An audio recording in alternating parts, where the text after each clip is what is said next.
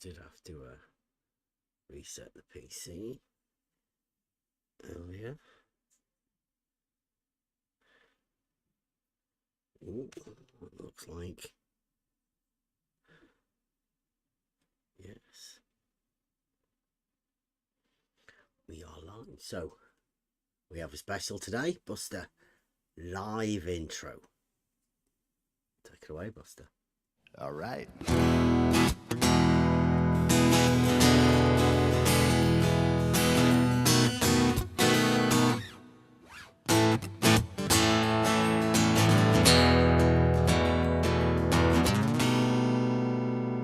Here we go. Is it a hump or a drop? What do you say? You got to twist your words in every which way, because the motto, it always dictates what you do.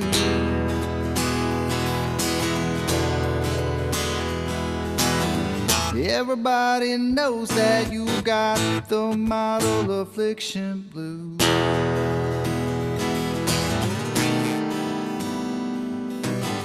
Is it a straight line or does it curve? Some people unclamp it, but that is absurd. We all know that that model will always dictate what you do.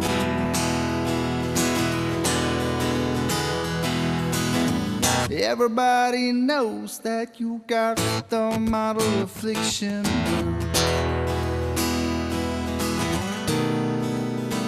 Model affliction. It's your addiction. That model affliction.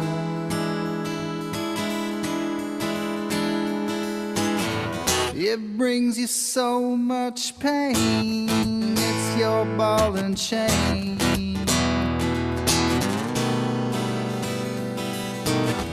Conflating curvature with elevation change has got your local distance just out of range. That old boogie is gonna dictate everything that you do.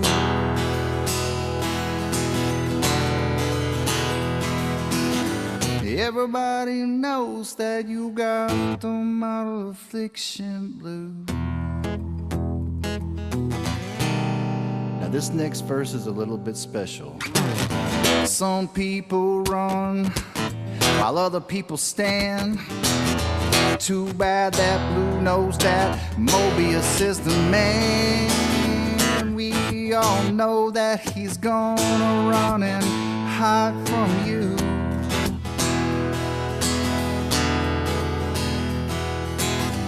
Everybody knows that you are model afflicted blue. Model affliction. It's blues addiction. That model affliction.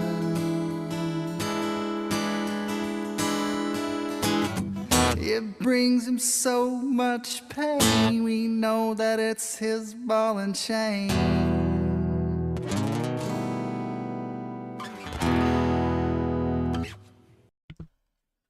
World famous Buster live. Thank you very much. Yeah.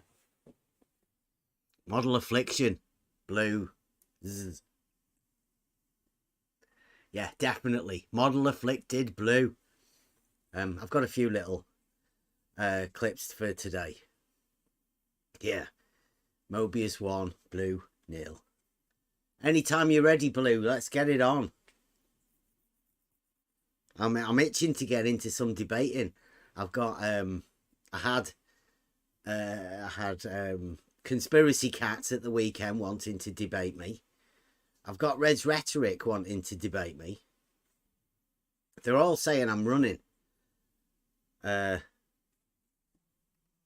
they're saying I'm running, but we have a few little clips to go over today that hopefully might help them sort it out. Like I say, I am definitely up for debate. I am a student of the trivium. It's the last piece I need to learn is how to present, and then I've got the complete argument. I just need to practice rhetoric. So yeah, I'm up for debating anyone. I have a few stipulations, right? My argument would be that all horizontals are parallel, and also that a water level, or level rather, it doesn't matter, any sort of level, they're all levels, is a straight line on a horizontal plane, like an original claim. I could go over that. I'll maybe go over some of the earlier videos. So anybody got any anything to say about world famous Buster intro? I asked him see if he could add something about Mobius last night, but that was a bit of a joke. Well, I don't typically add the names into it. Sometimes, like very, very rarely, but I thought it was a special occasion. Maybe it would. Yeah, I mean, everybody's talking big game about these debates, and that would be the debate of the century, I think. It'd kick off the debates.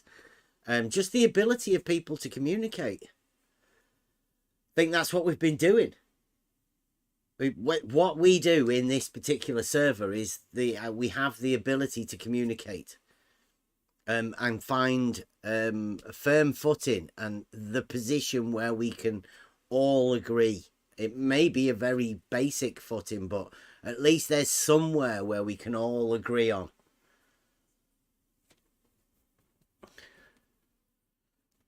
Good evening, everybody. If you have just joined us, sorry, you've just missed Buster Live. But think, Buster, did you say you wanted to do a bit of a live show at the end as well? Well, I want to try to. If I may have to be out, but hopefully I'll be around. Yeah, maybe. So okay. Maybe. So hopefully, fingers crossed. Like a full stream over on your channel. Live. Yeah, if I'm not out and about, then I'll do something, a couple, 2-3 songs live. If it's just a maybe at this point. We'll see. Yeah. Well, look forward to that. Hopefully, fingers crossed.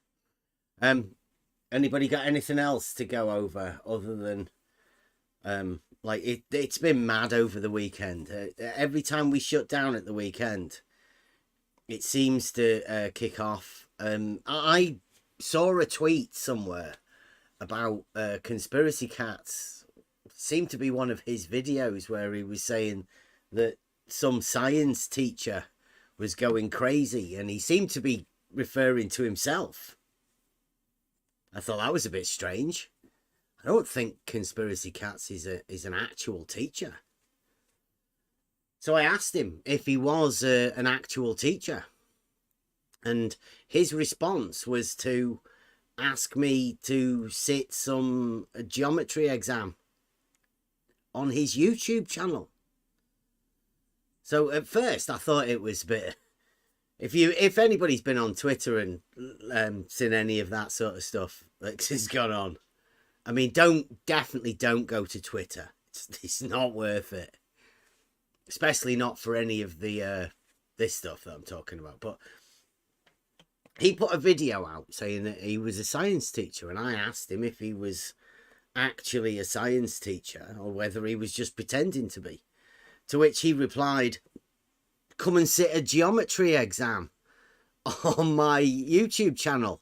I'll pay you 200 quid and give you my channel if you answer it correctly or whatever." Now, I thought it was a bit of a joke.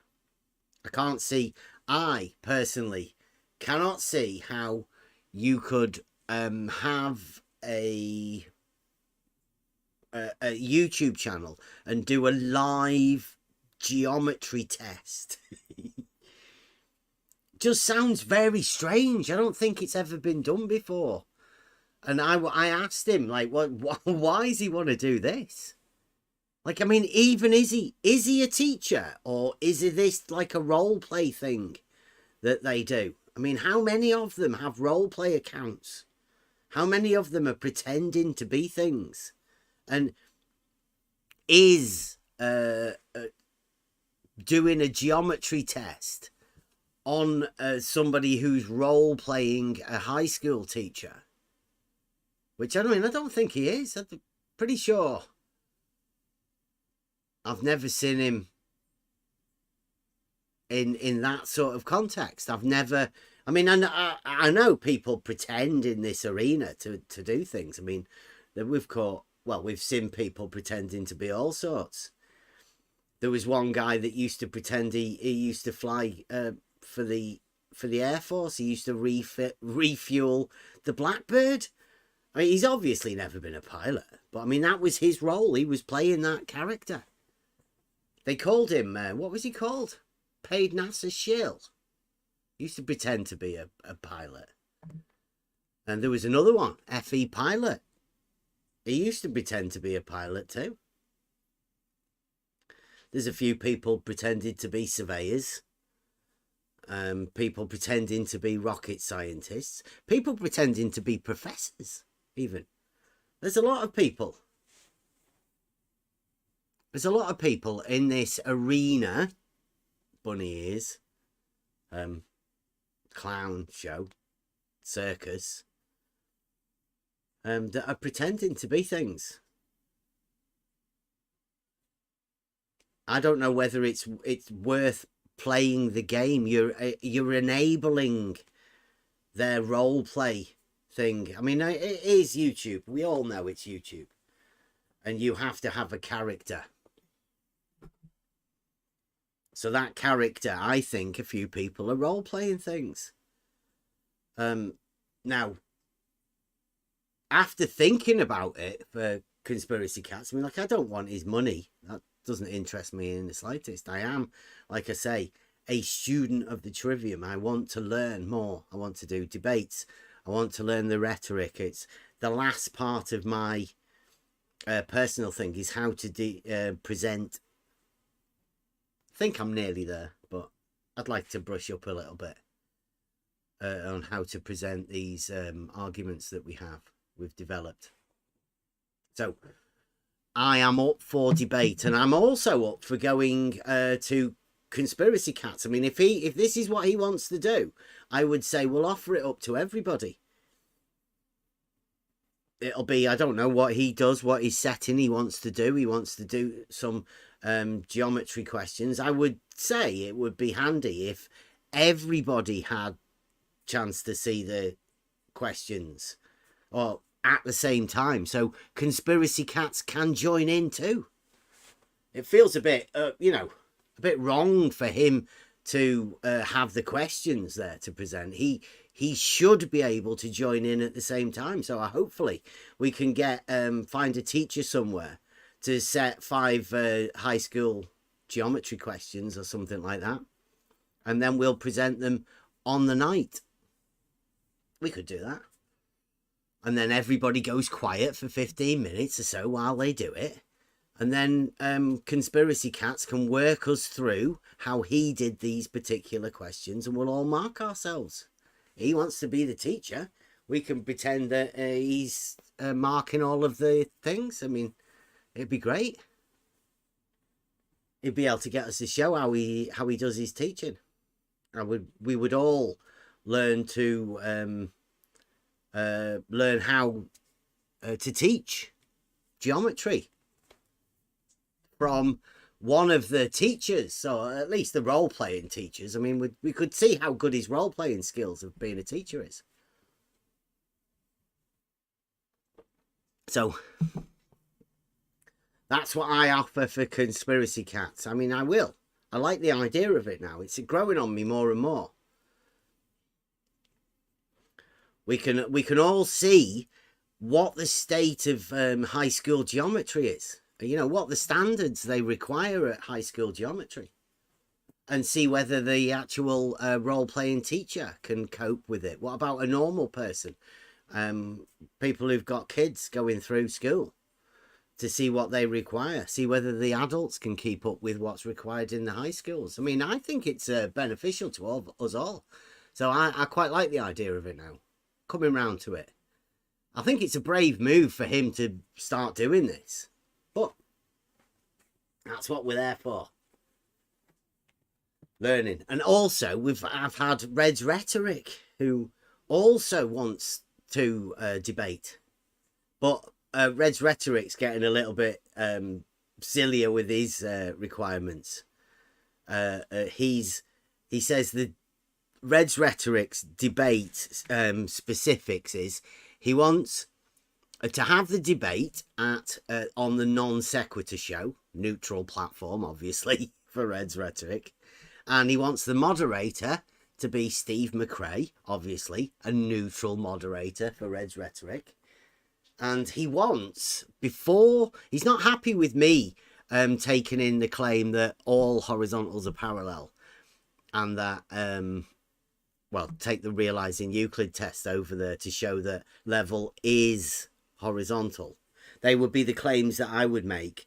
And I would stick to the arguments I would have and the proofs I've got of that. It's not enough for everybody else to say that's flat earth and me to say I'm not a flat earther. But Red's Rhetoric wants me to take the indefensible position of flat earth as well before he's willing to debate. That's how weak a man Red's Rhetoric is in his debate scenario. He's meant to be a rhetoric. He's meant to be the king of rhetoric. So that's another fail for the globe.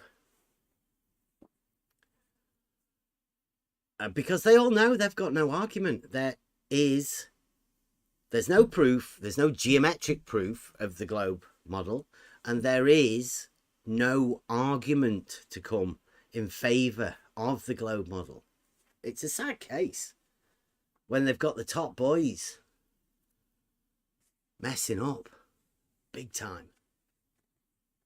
So Reds, anytime you want to debate, I am not going to say I'm a flat earther because I am not a flat earther. I don't know how many times people have heard me say it. I've had to say it more than most people, I think.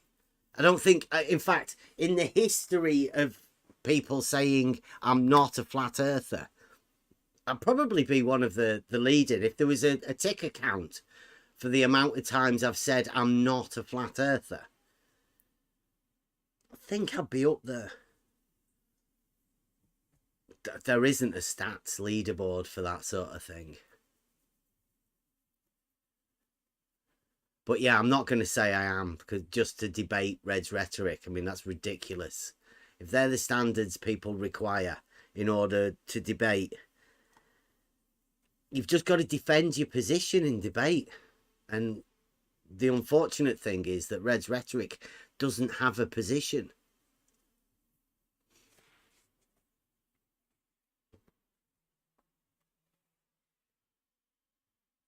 Okay, that's it. Debate stuff over and done with. We can forget about that now. Any of them want to come? Other than Mobius and Blue. Everybody should be hyped for that one.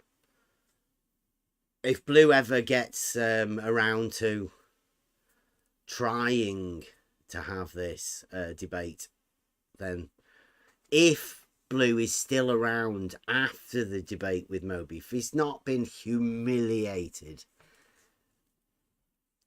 by the younger man running rings around him, then Blue says he wants to have a debate with me. But because I have got Conspiracy Cats and Red's Rhetoric wanting to debate me too. So Blue, please start off this thing with Mobius. Let's get it on. Right. Anybody got anything else? Or should we go into the ongoing 2D, 3D debate? Go back a few years to show you all. Let me get this.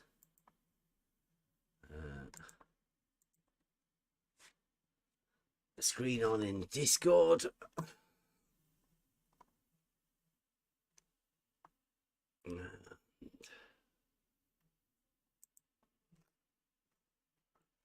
Are you all right in Discord? Can you see that?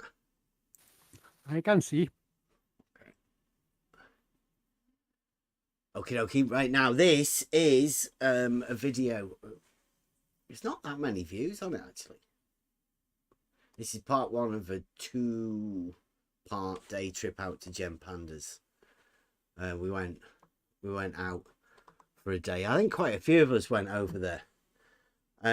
But we were just asking questions. So I mean, like, have a listen to the beginning of this. Actually, have a listen to the beginning of the intro because it takes you back to old times. And also, well, anyway, anybody got anything to say? Let us know. Planar points, and bam, there's the raise in the earth. On the level. The way I phrase it is a monument to the curvature of the earth. It really is. Level. It really is. Level. And bam, there's the raise to the earth. It's a flat earther, isn't it? It's a flat earther here. Don't forget, he isn't a flat earther. This has nothing to do with flat earth. Yeah, but I was making a point about Kosho demeans people to make his status better. Yeah, I hear you. I'm still talking. I hear you. Okay, well, you can fucking shut up. Wow. He isn't a flat earther. He doesn't. He's talking about me. He isn't a flat earther, right? Even Gem Panda knows I'm not a flat earther. He thinks the term flat earth means an earth with no mountains and valleys. He used to have flat earth stickers on his spirit level and on his whiteboard. And trigger stickers, they call them. But he had to take them all off so that he could keep playing this. They're still on them, Gem. They're still there. Because he has to disown the flat earth lest he get asked to use they're still there, Gem. lest he has to support some bullshit idea. But no, all he wants to do is play a silly game. Flat is 2D. And people who do this, Bev, do it for one reason. A plane is 2D. They're trying to make other people as unhappy as they are. You think we're unhappy? I'm having a great time. Speaking about you specifically, man. Oh, you think I'm unhappy, do you? I think If your goal is to make other people unhappy, yes, you are unhappy. Oh, you think I'm making... Oh, am I making you unhappy? Your hobby is making other people unhappy. No, Yes. that's not my intention, Gem. I can have 2 lines that are level. Gem got upset and we make Gem unhappy saying the things we say. It makes people unhappy, and these unhappy people take it out on us for making them unhappy. But all we're doing is just saying things, showing them proofs in reality, stating facts. It's really strange. But I mean, it carries on. This is quite a long time ago. Me saying flat is 2D. A plane's 2D. That are perpendicular to a plane. They're still level and they're rising vertically. So again, What? that shows that your No, you description was can't not have a correct. vertical level. You can't. You just simply can't. Stop saying Yes, it. because I can have 2 lines that No. are equidistant from a common reference point. They would be level. Doesn't matter what direction they're going in. They Yes, could be it level would. Because it's a relationship No. between Foolish. 2 objects, Foolish. not one. It's foolish decisions thinking that level can be vertical. In reference to a vertical. It's crazy, some of the things I don't know whether they still believe this, but this is quite a bit ago. You know, early times. They don't understand. Definitely doesn't understand. Foolish. Stop it. I like what Curve said back in the day. They said the name of your channel, Try Thinking, so that's on your to-do list. Yeah, always. Always. Thinking of new ways to think about things. Yeah. We'll get This to it can one bring day. you no joy. It really can't bring you joy. You'll pay for this, ultimately. Can I be heard now? I'll pay for this. Really? Did you just say that then, Jim? Yeah. Yeah, I did. He did. Wow. The Gave me a universe, lot of joy. the universe will settle up with you eventually, Bev. Can you guys hear me? Wow. He's serious about that as well. Gem Panda thinks the universe will settle up with us for saying level is horizontal and upsetting the model afflicted. Making them say that the surface of a sphere is 2D. They're forced into it. They blame me for that. What did he mean? Universe will deal with you. Yeah. I don't understand. That's some allusion to God or what? He has a hatred, like karma or something, like universal karma. Like he's space karma. Instant karma. Yeah, he gets really upset about these sort of things. This is definitely the more bits, right? I want to make this point. I think it's true that we are, of course, responsible for our own actions. And what Paige said is generally true in normal life. When we should control ourselves and not just lose it. But this isn't normal life, is it? Oh, only if you can imagine, only if you allow for. See, Gem is talking about his Discord server as not being normal life. I mean, he's right about it. It's a weird place, but it should be. That's what this place is about. It's about people who do have normal lives. Nobody is any special. We're just people listening to stuff, talking to each other, communicating. I don't know what Gem's talking about, but he's a real angry man. Drawing a line in more than one dimension. So if we're in a world that's okay, we're in a three-dimensional world, and we want to. Oh, who was talking about this the other day? You know what's coming? The tangent and the curve. Just rewind this a bit, because this is Scott Veach, if anybody doesn't know, talking. Going to come in here now. He's the guy that I don't know whether to say he pretends to be an astronaut's son over at Gem Pandas. Could be role playing. You never know. Just lose it. But this isn't normal life, is it? Oh, only if you can imagine, only if you allow for drawing a line in more than one dimension. So if we're in a world that's okay, we're in a three-dimensional world, and we want to draw the shortest line between 2 points, and the 2 points happen to be on a sphere inside this three-dimensional world, then the shortest line would go in through the center of the sphere. We're going to the interior of the sphere. That's not spherical geometry, though. In spherical geometry, that's a two-dimensional world on which the surface of which you're on is going to be curved. Okay. I'm thinking in a. See? Three-dimensional world and then two-dimensional world in spherical geometry. How is that hard to figure out, Bev? What do you mean? How's what hard to figure out? The difference between spherical geometry 2D and real world. That's not hard to figure out. We've been saying that all along. That's not what I said. Yeah, it was. You said, how was that hard to figure out? And I say, like, it's not hard to figure out. That's not what I said. Okay. Well, that's what it sounded like to me, what you said. Yeah, I know. You have a problem with misrepresenting okay, just about everything. I'll rewind it back a bit again. But this is the bit where he goes on about, he makes up words. It's brilliant. Shall we go back? Yeah, he definitely does.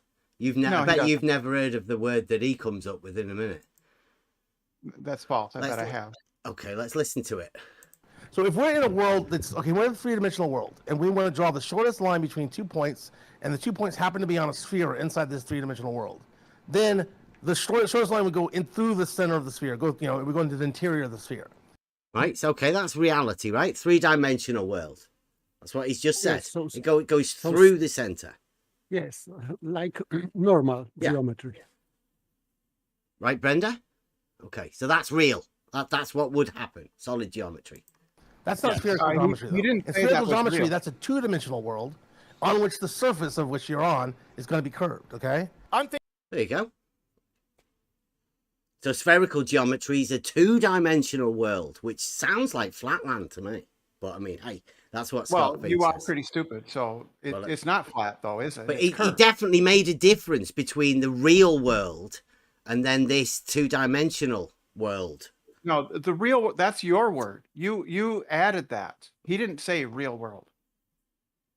Did he not? No, you're a liar. You lie about what people say all the time. He didn't not keep say it was saying that, real. Brenda. Okay. Yes, 3D. because you keep lying about 3D. what people You say. say 3D isn't real. No, he didn't say it was well, real. He didn't use the word He real said at all. At the beginning, he said that real word 3D. No, he didn't. Okay, No, well, he didn't. well, let's listen to it again, Brenda. Just Let's listen to lose it it. again. But this isn't normal life, is it? Oh, only if you can imagine, only if you allow for drawing a line in more than one dimension. So if we're in a world that's, okay, we're in a three-dimensional world, and we want to draw the shortest line between 2 points, and the 2 points happen to be on a sphere inside this three-dimensional world, then the shortest line would go in through the center of the sphere. We go into the interior of the sphere. That's not spherical geometry, though. In spherical geometry, that's a two-dimensional world on which the surface of which you're on is going to be curved, okay? Okay then, Brenda. So which one of those is the real world that we live in? He didn't say real world, did he? Yeah, but which is the one then? The He didn't say- three-dimensional one or the two-dimensional Stop lying, one? Stop lying. If he's not Stop lying, lying, this Bev. guy He did not say real world, did he, What, Bev? was he implying He the did- real world, Bev, Brenda? he did not I'm say talking real world, about did he? Brenda. I'm talking about the real world. Bev, he did not say real world, did he? But he wasn't talking about the real world Then was stop he? lying Well, about I'm what people I'm saying say. You 3D Stop is the real lying world, about what he Brenda. said. He did not 3D say real world. is the you real liar. world. Okay. You liar. Okay. He did not All right, say Brenda. real world. All right, Brenda. Admit it. All right, Brenda. Let's go. Admit that you lied about what he said. I'm playing Scott again now. We're carrying on. Admit, Bev. No, I will admit, Brenda. Your lie. Brenda. Admit that you misrepresented what he somebody said. shut that fucker up. You lied, Bev. You said he said real. He did not. I'm going to have to do it. Thank you. Carrying on with Scott Veach. Thinking in a similar way, the playlist on your channel called Flat Earth Proofs will feature videos claiming to be flat Earth proofs. And I will also make a further claim that not a single one of those flat Earth proof videos will offer proof that the Earth has no mountains or valleys. Have you seen my proof that level is horizontal? Good. Yeah, let's talk about that again, Bev, because that isn't totally. It is a video. It's on my channel, isn't it? And it is actually one of my proofs. I just said. And I'm obviously the type of guy who's definitely going to drop straight back into arguing about whether level is horizontal. Right, so here we go. Gem Panda is talking about proofs on a channel.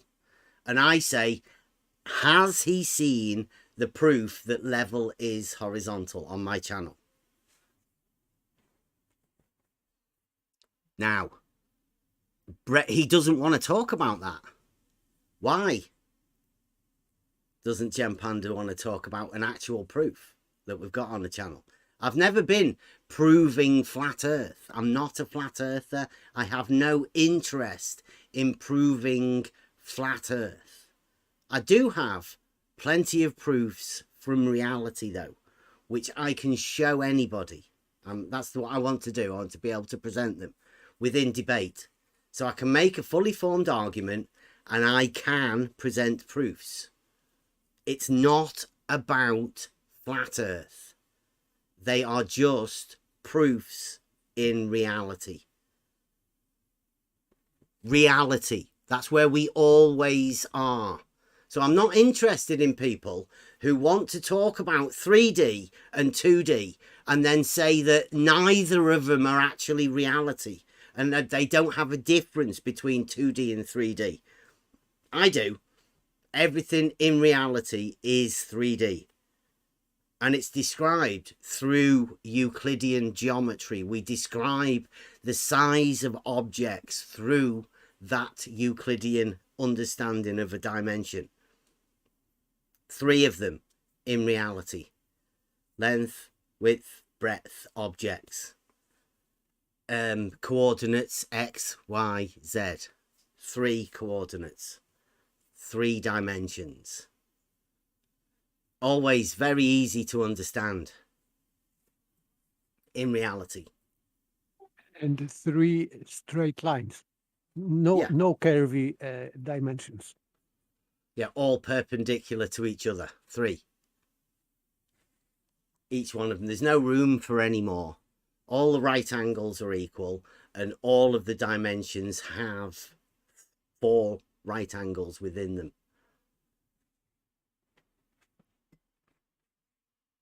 Here we go. Asked whether there were any proofs, and I said, have you seen my proof? Hang in there. Any minute now, I'm going to break into arguing about geometry. Any minute now. I will give it to you. A 2-dimensional surface is a flat. But I mean, I'm okay with you thinking you live on a 2-dimensional surface. I mean, that sounds brilliant to me. What do you mean by, why do you think we live on a 2-dimensional surface, Bev? It's 3-dimensional. You've just argued for your 2-dimensional surface. No, we're talking about spherical geometry before. That's abstract. We're talking about the real. We're talking about where we live. Oh, okay. Oh, did you hear that?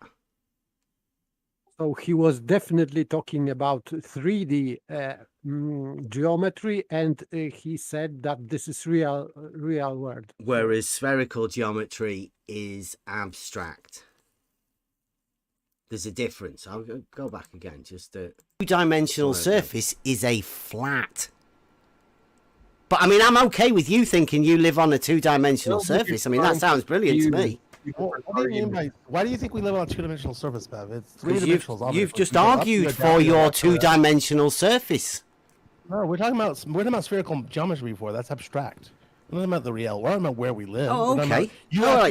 So it's not reality then. Brilliant. Fantastic. When you ask this question, can a straight line exist on a sphere? The answer to that question is going to be yes. No, the answer is... That's a question about geometry. That's not a question about the Earth. That's not a question about where we live. That's a question about geometry. Right, you can't have a straight line on the surface of a sphere. I disagree. As all the what's a tangent then? Right, this is the ideal argument. If we're teaching arguments, right, and the way to fit around them, this is the counter for the 2D spherical surface. Instant aporia. I'll go back just a little bit. That's not a question about where we live. That's a question about geometry. Right, you can't have a straight line on the surface of a sphere. I disagree. As all the what's a tangent then? Tangent to the sphere. What is a tangent? Tangent to the line. Is it a straight line? Is it a straight line? Can I answer your question without you interrupting? A tangent is going to be a line that touches the sphere at one point and one point only. A straight line, is it? It could be straight, sure. But you can also have a straight line that is the circumference of a circle. Yes. So how do you differentiate between a tangent and a straight line? Can I finish what I'm saying? If you can also have something that tangents that's curved, a curve can tangent at one point only. Oh, what? There you go. Did you hear that? So he's creating greater ball. A curve. Yes, curved. A tangent. Tangent. Yeah. You can have a tangent plane that's 2D, but you can also have the straight line plane, 2D surface of the ball. They're both the same when you look at it like that. 2D, 2D. Impossible. Geometrically. That's why spherical geometry is abstract. You cannot put it together with Euclidean geometry, which is a tangent. Tangents don't exist in spherical geometry. Tangents only exist in Euclidean geometry. He said a curved tangent, if I heard correctly. A turf. A He turf. like literally renamed it. Yeah. I'll put it back Unbelievable. again. This is what happens when you put somebody in aporia, right? 2D surface, show them a tangent, and then say, how can one be straight and the other be straight? How can they both be straight but different? Impossible. But like, yeah, listen. Yes. So how do you differentiate between a tangent and a straight line? And that's what I'm saying. If you can also have something that tangents that's curved, a turf can tangent at 1.1. A what? A turf? Did you just? A curve can tangent at 1 point only. Wow. A horizontal. How about that?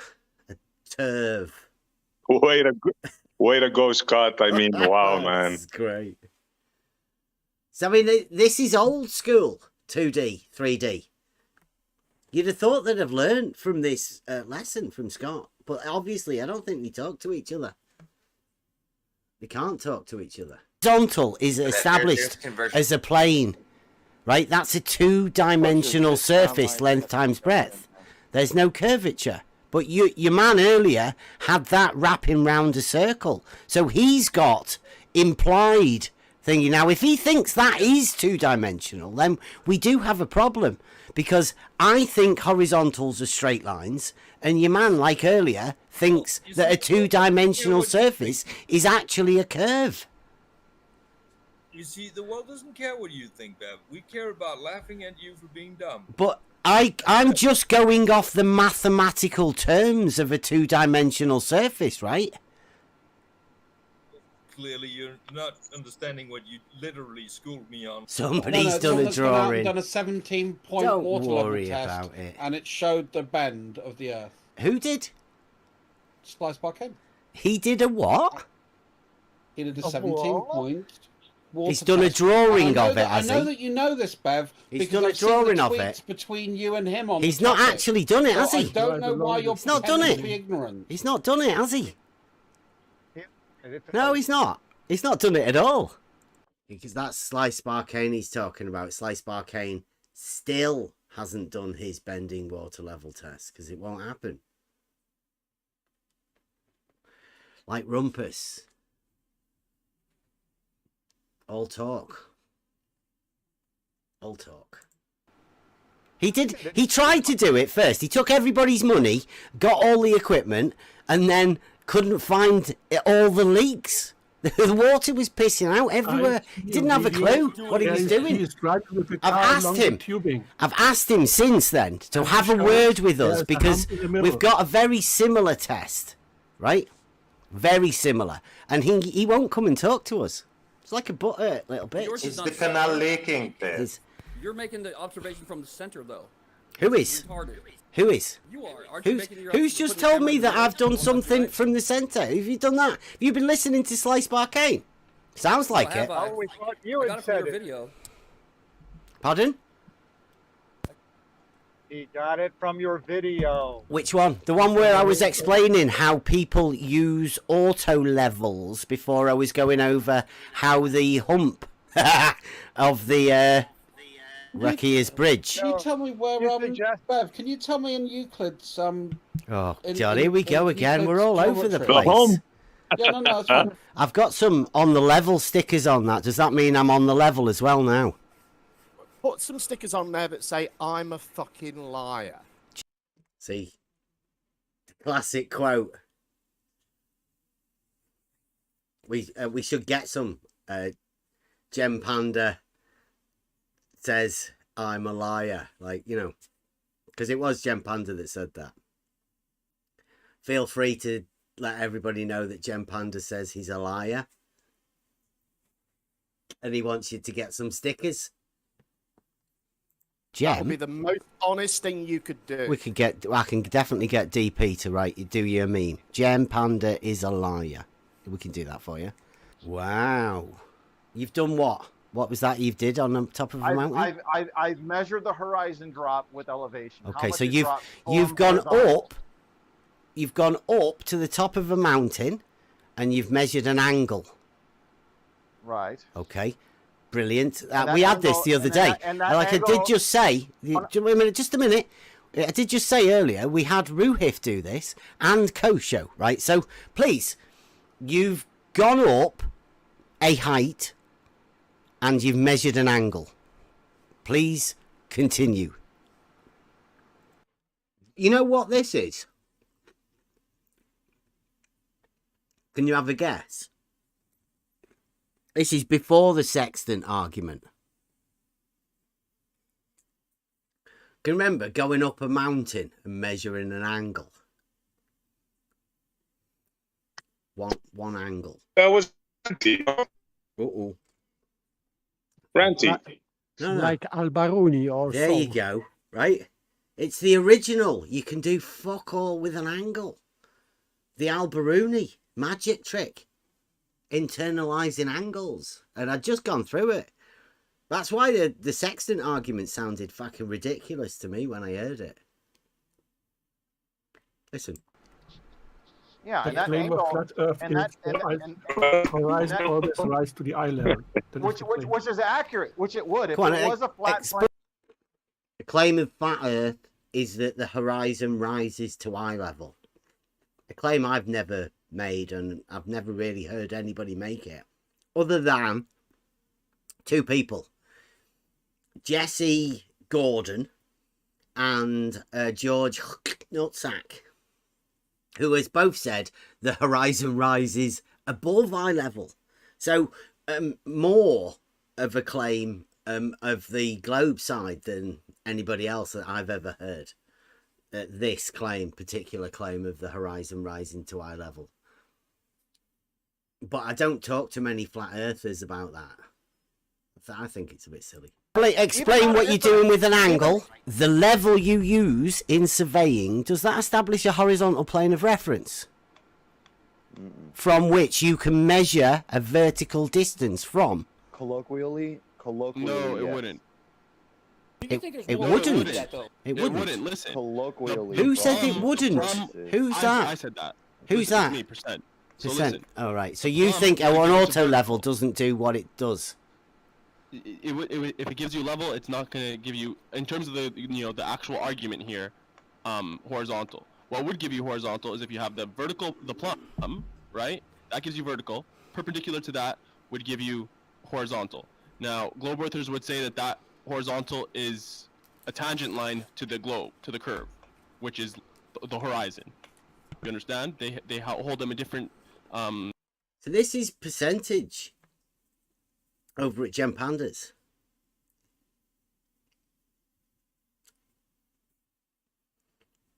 Being helpful. Like levels.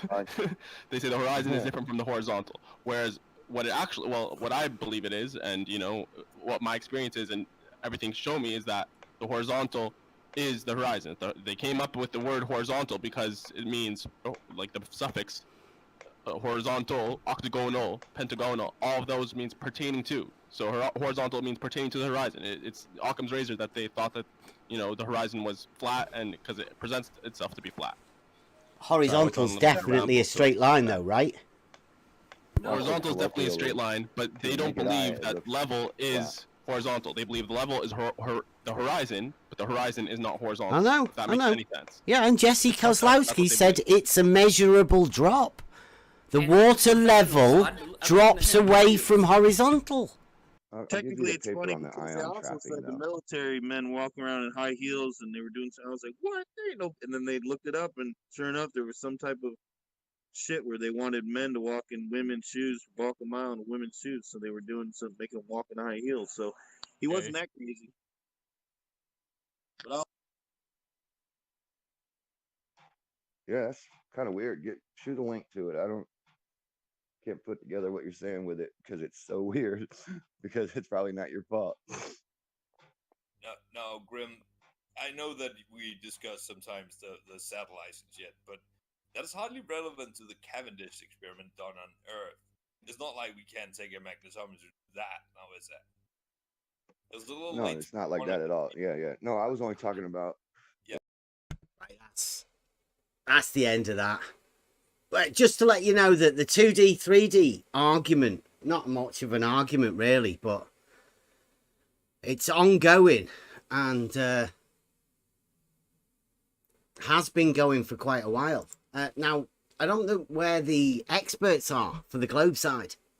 They all seem to be hiding, running, scared of having a discussion about this sort of stuff. Very strange. I mean, I'm willing to have a debate, but I mean, a discussion would be much better. Just some sort of a conversation. Working through.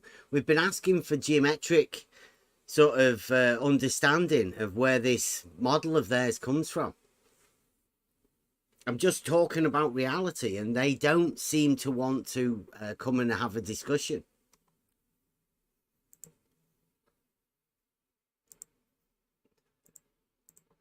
Well, let me just get a few more of these videos. I've got quite a few. Even though we know he has no argument, I think Rumpus uses tactics that other people... right.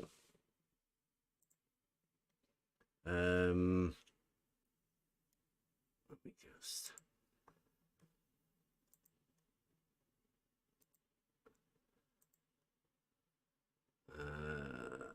I don't know whether this is going to work, so hopefully it should just change all of these videos round. If you guys, are you still watching? Have I just changed the screen for you there in Discord? Yes. Okay.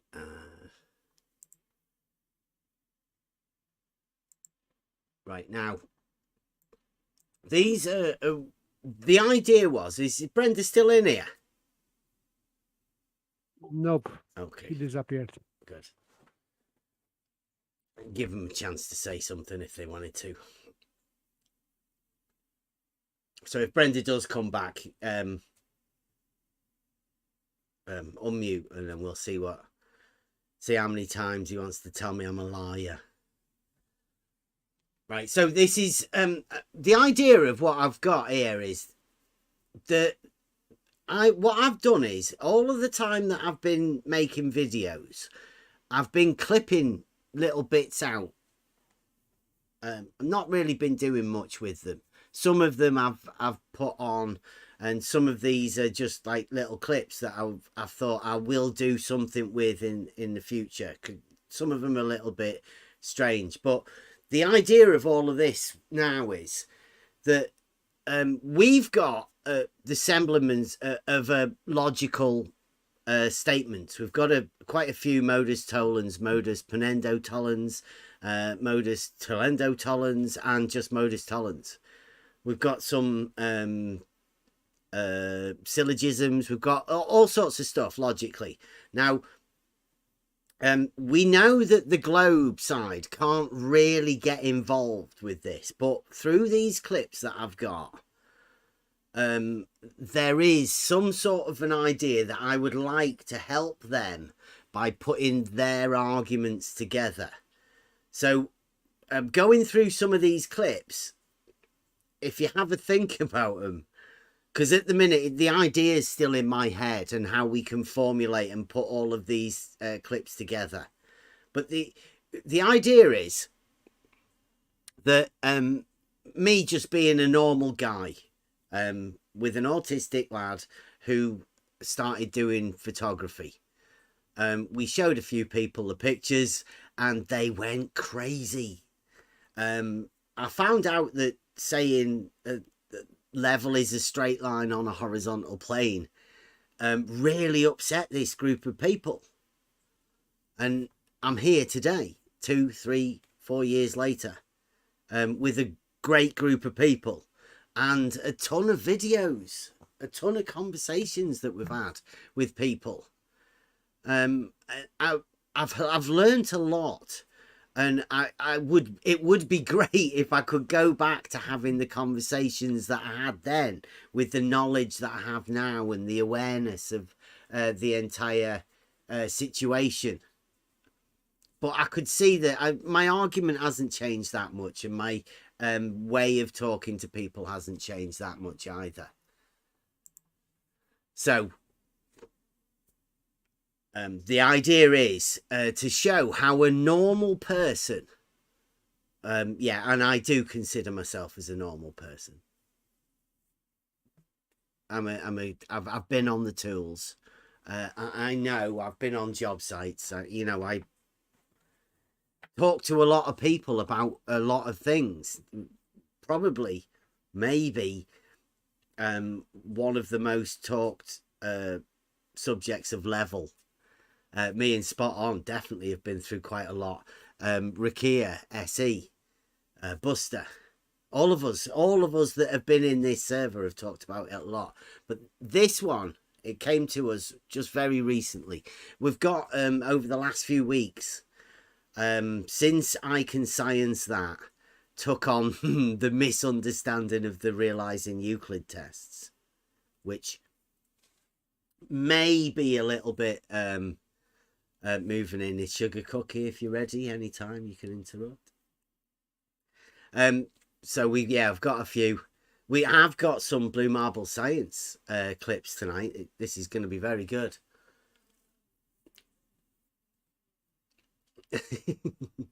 Yeah, Blue, we've got levels that produce horizontal planes.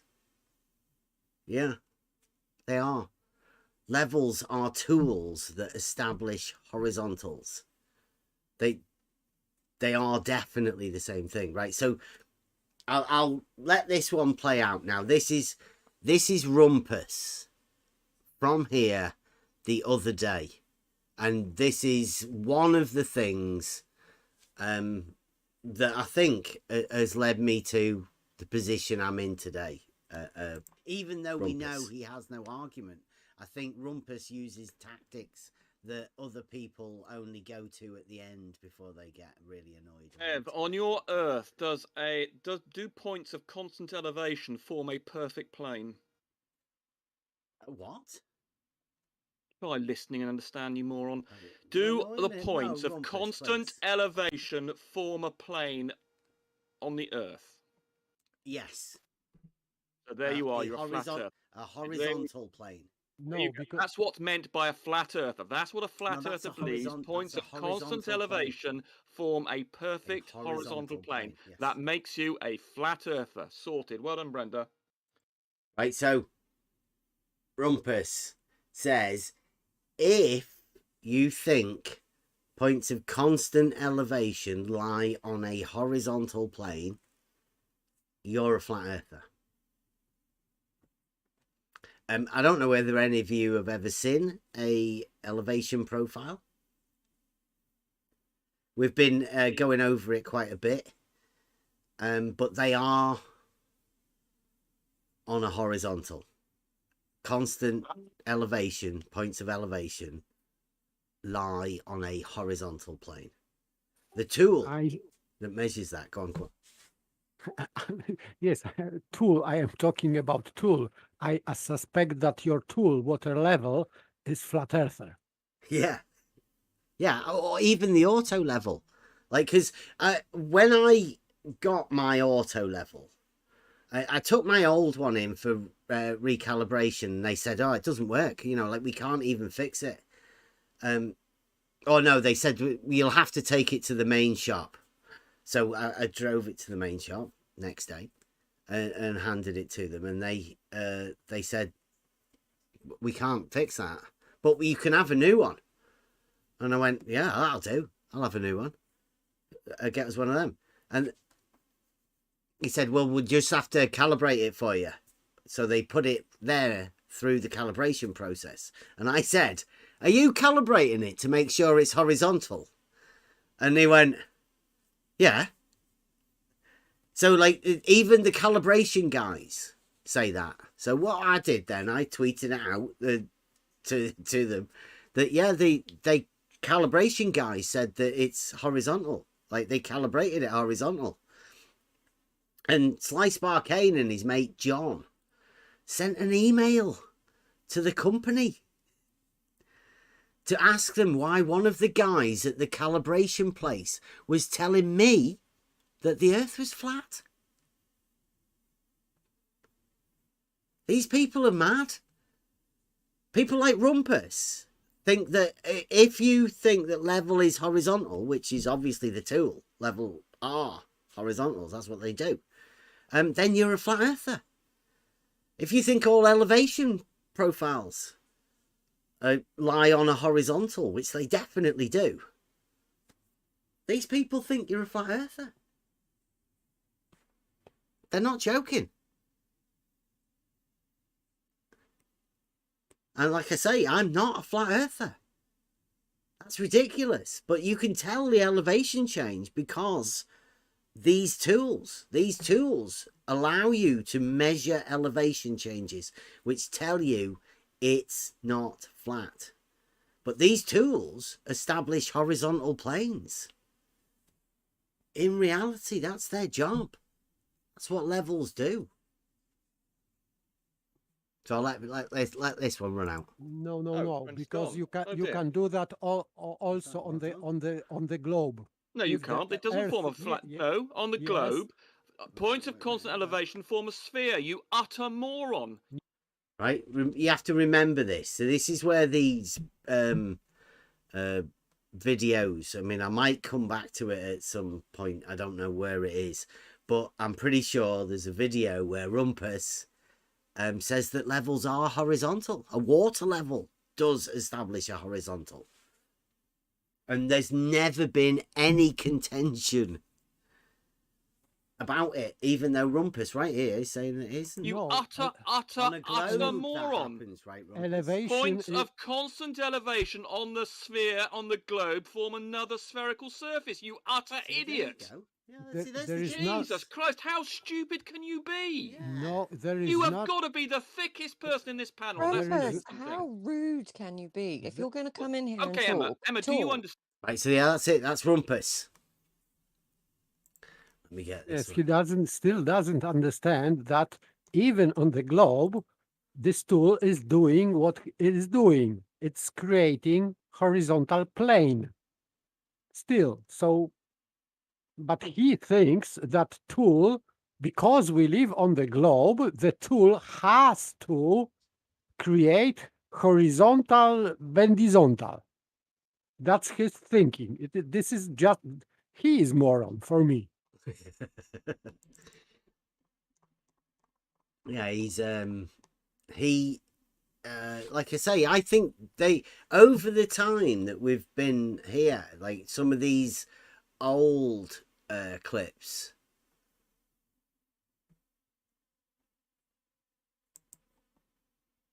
right, here we go. This is let's see whether we can. I think this is where the confusion starts. Right, okay. Is that okay for you guys? Did that click straight over? Yes. Brilliant. So that's good. I can just swap to the videos. Right, now listen to this one. This is an old clip of Rumpus. Now remember what he's just said.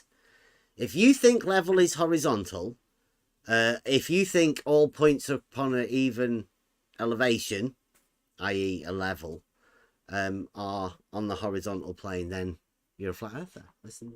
I think this is where the confusion starts. You use a water level to create a horizontal, but what he doesn't understand is that the term level is for a constant elevation. And because the water level gives a horizontal, he's all confused. Because by that sort of cross-complex... He's confused. He's talking about me now. Do you hear that? Do you want to go over it again? Right? You guys. To create a horizontal. But what he doesn't understand is that the term level is for a constant elevation. And because the water level gives a horizontal, he's all confused. Because by that...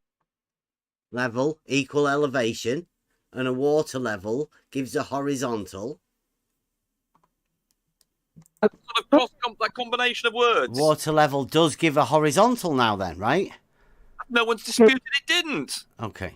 That's brilliant. Specifically, I think this is where the confusion starts.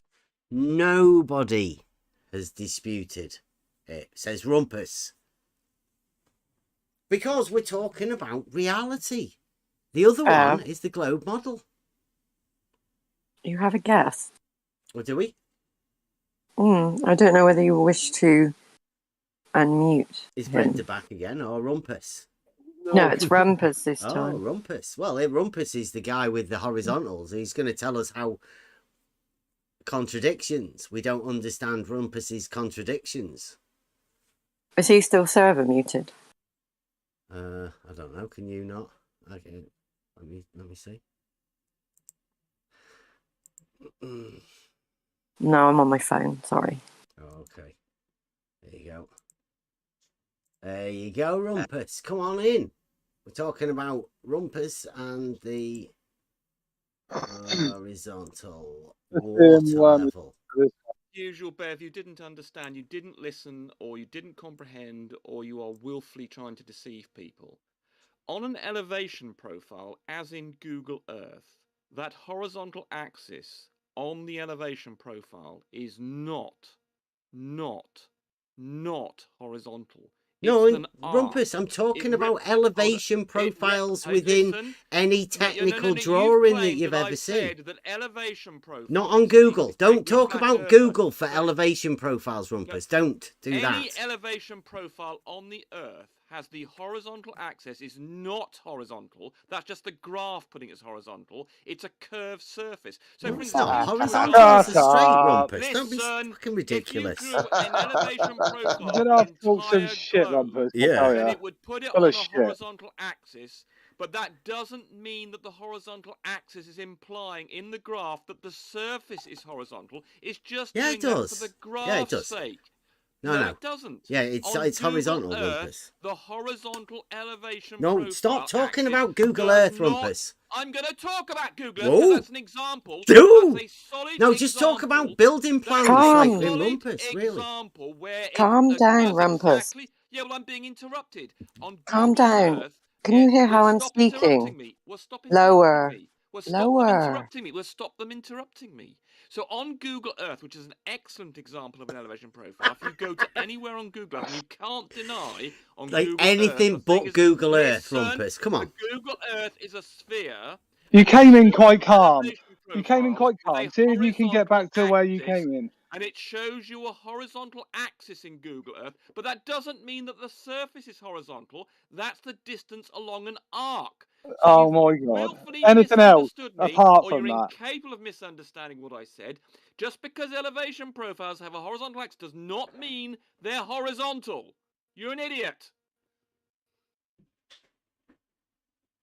And I could show you in a diagram, but I can't share my screen. Do you want to? Are you talking about again? Do you want to go about the water level that you said was a horizontal, that establishes a horizontal, and nobody's ever put it in contention? Level, Bev. Do you want to listen? It's a midpoint. So if you had a water level, Rumpus, a mile apart, no, Rumpus, listen. You can listen to the clip of you. If you had a water level with a mile apart, do you want to hear you? It would not. Do you want to hear what you said? It would not be. Yeah, I know exactly what I said. I said a water level established horizontal, but yeah, not where you think it where you think it is. What? Like I think a horizontal is a straight line at a midpoint. No, there's two ends of a water level. And it establishes a horizontal only at the midpoint. No, it's a straight line in between. It's all of it from one end to the other. It's a complete straight line. Yeah. Well, that's a horizontal straight line. Straight line between any 2 points. But that's a horizontal straight line, Rumpus. You could have it in high in the air and one low. Yeah, you can. It'd be a horizontal straight line. All of the line would be a horizontal straight line. Only horizontal at the midpoint. No, with the entire line, Rumpus. You don't want me to make the point, do you? You don't want me to make the point. What point? If you had the entire line would be horizontal, Rumpus. You don't want me to Rumpus. make the point, do you? You want to censor my counterpoint. If you had a water level with the rises a mile apart, it would only be horizontal at the midpoint between the two rises. It would not be horizontal. Can you stop doing all this saying things 3 fucking times, please? At the end, it would not be horizontal at the ends. Gotta let him do his magic. You don't use them for establishing a horizontal anyway. You use water levels to establish things being at the same level, not a horizontal. You'd have to use another device. But level is horizontal, you said, Rumpus. You then have another device. You said level is horizontal. Is level horizontal? Is the water level establishing a horizontal? Is the water level establishing a horizontal? To look from is one it? To the other. You is it or not? Water level by itself. See, he won't answer it. Anyone get it? He won't be able to answer it. To generate the horizontal. No, we know, Rumpus. Is the water level horizontal? Things at the same elevation. Right. Answer the question. I didn't. Does a water level, the tool? No. Yeah, exactly.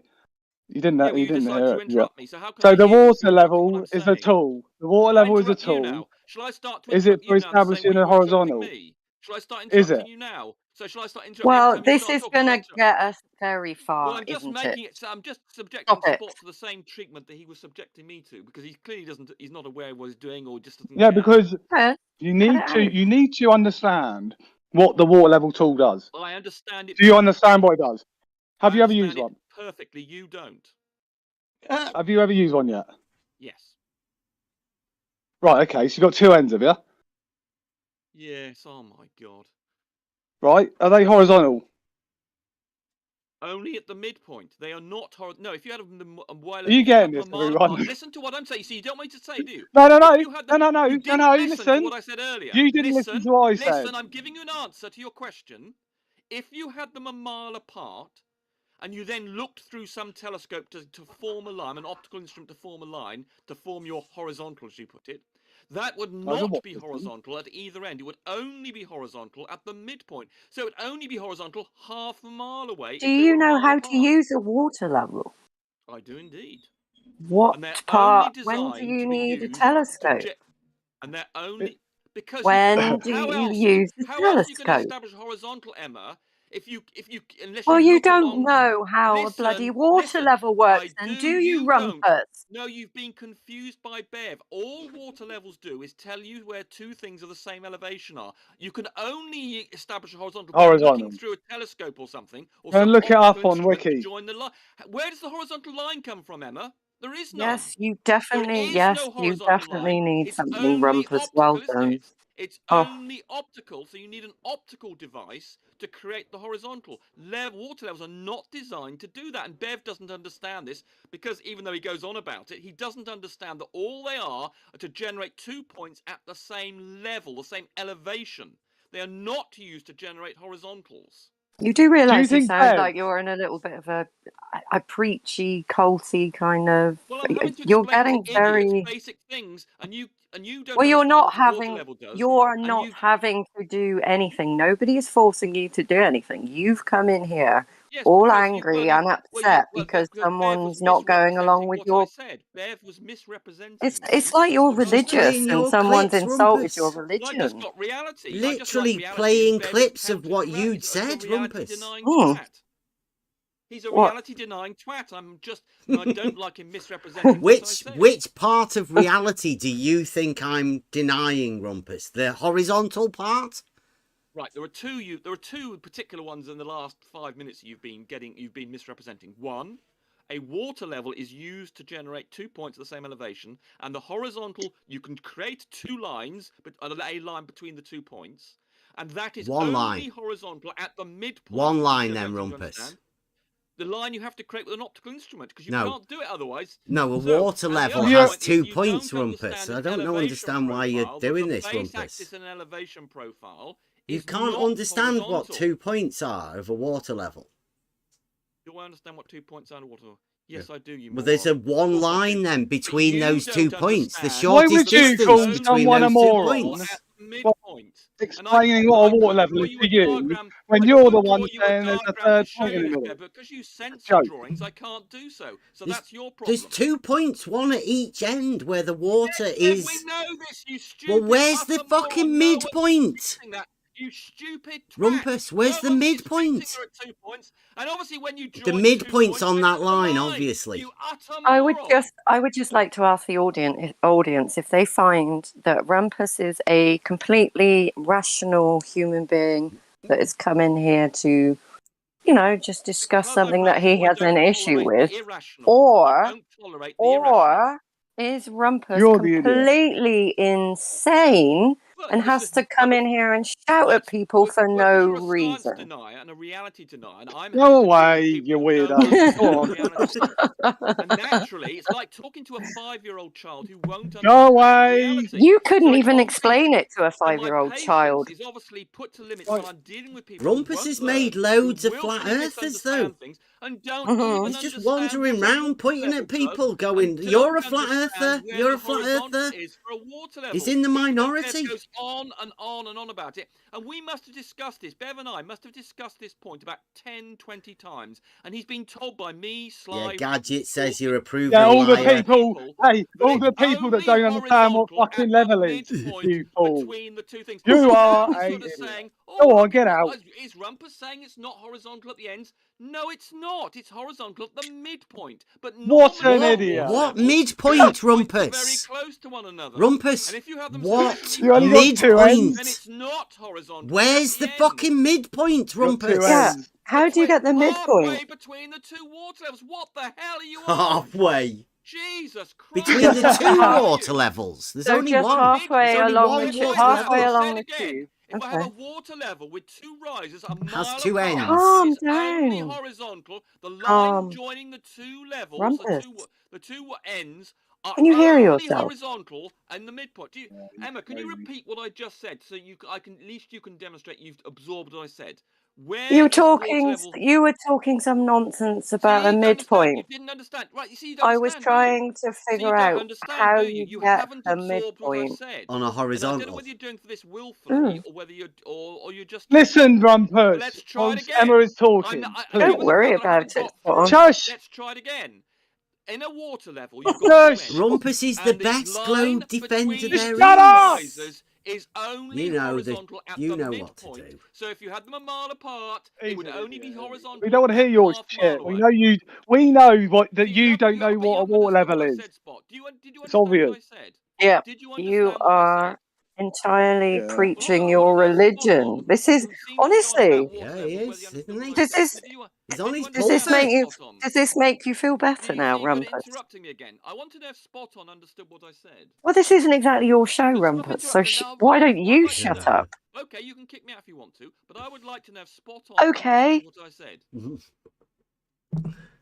Is that Rumpus gone? So he's gone dumb now. So when he interrupts when he shouldn't be speaking, and now Tell when Emma he to should be stop speaking. interrupting. So there you My go. You won't phone won't speak let when me you have kick you're him. on the spot. Well, Come on, we'll do it put for the me.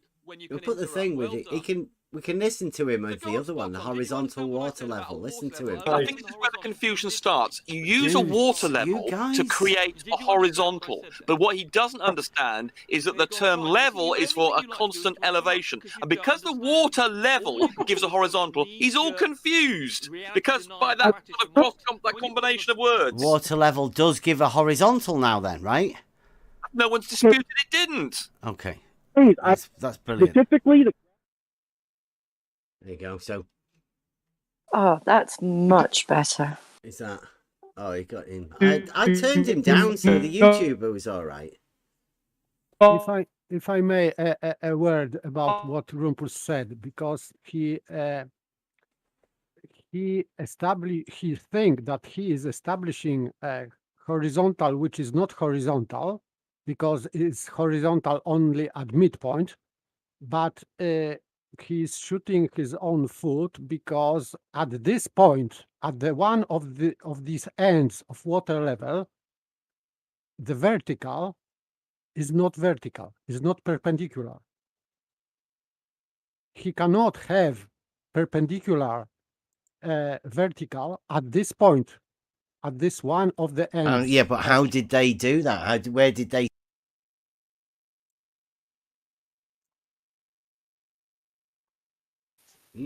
Sorry. Just queuing up. I was audible when I was talking. Yeah. Sorry. So he's killing his he's shooting his own foot, because in his example he cannot establish vertical being perpendicular to this, not horizontal at this end plane. This vertical would be not vertical. Simple, and he cannot see that, because if horizontal is only horizontal at midpoint, where he is not, because he is at the one of the ends of this water level. So vertical perpendicular to that so-called horizontal would be only at midpoint.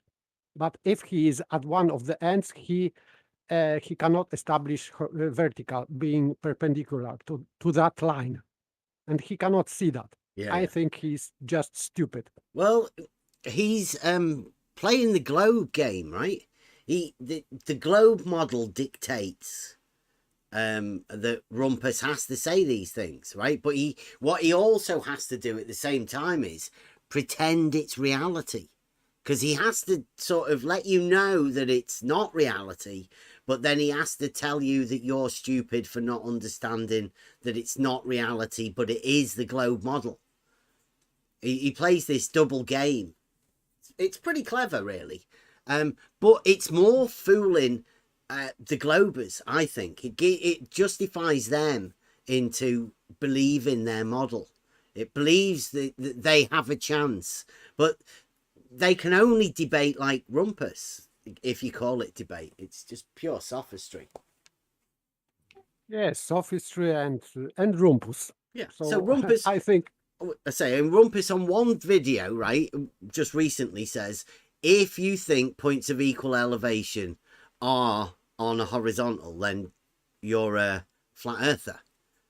But a little bit ago, Rumpus said that a water level is at all points of equal elevation a horizontal. And there's never been any contention within it. So he is also a flat earther. He's contradicting, yeah. Everybody's a flat earther now. It's just that you can talk about the globe model and what would happen on the globe model, but you know that the globe model's not real. Well, that's what Rumpus is telling you, I think, in a way. You just have to take a load of abuse when you come to the conclusion that he's giving you. He then calls you a moron.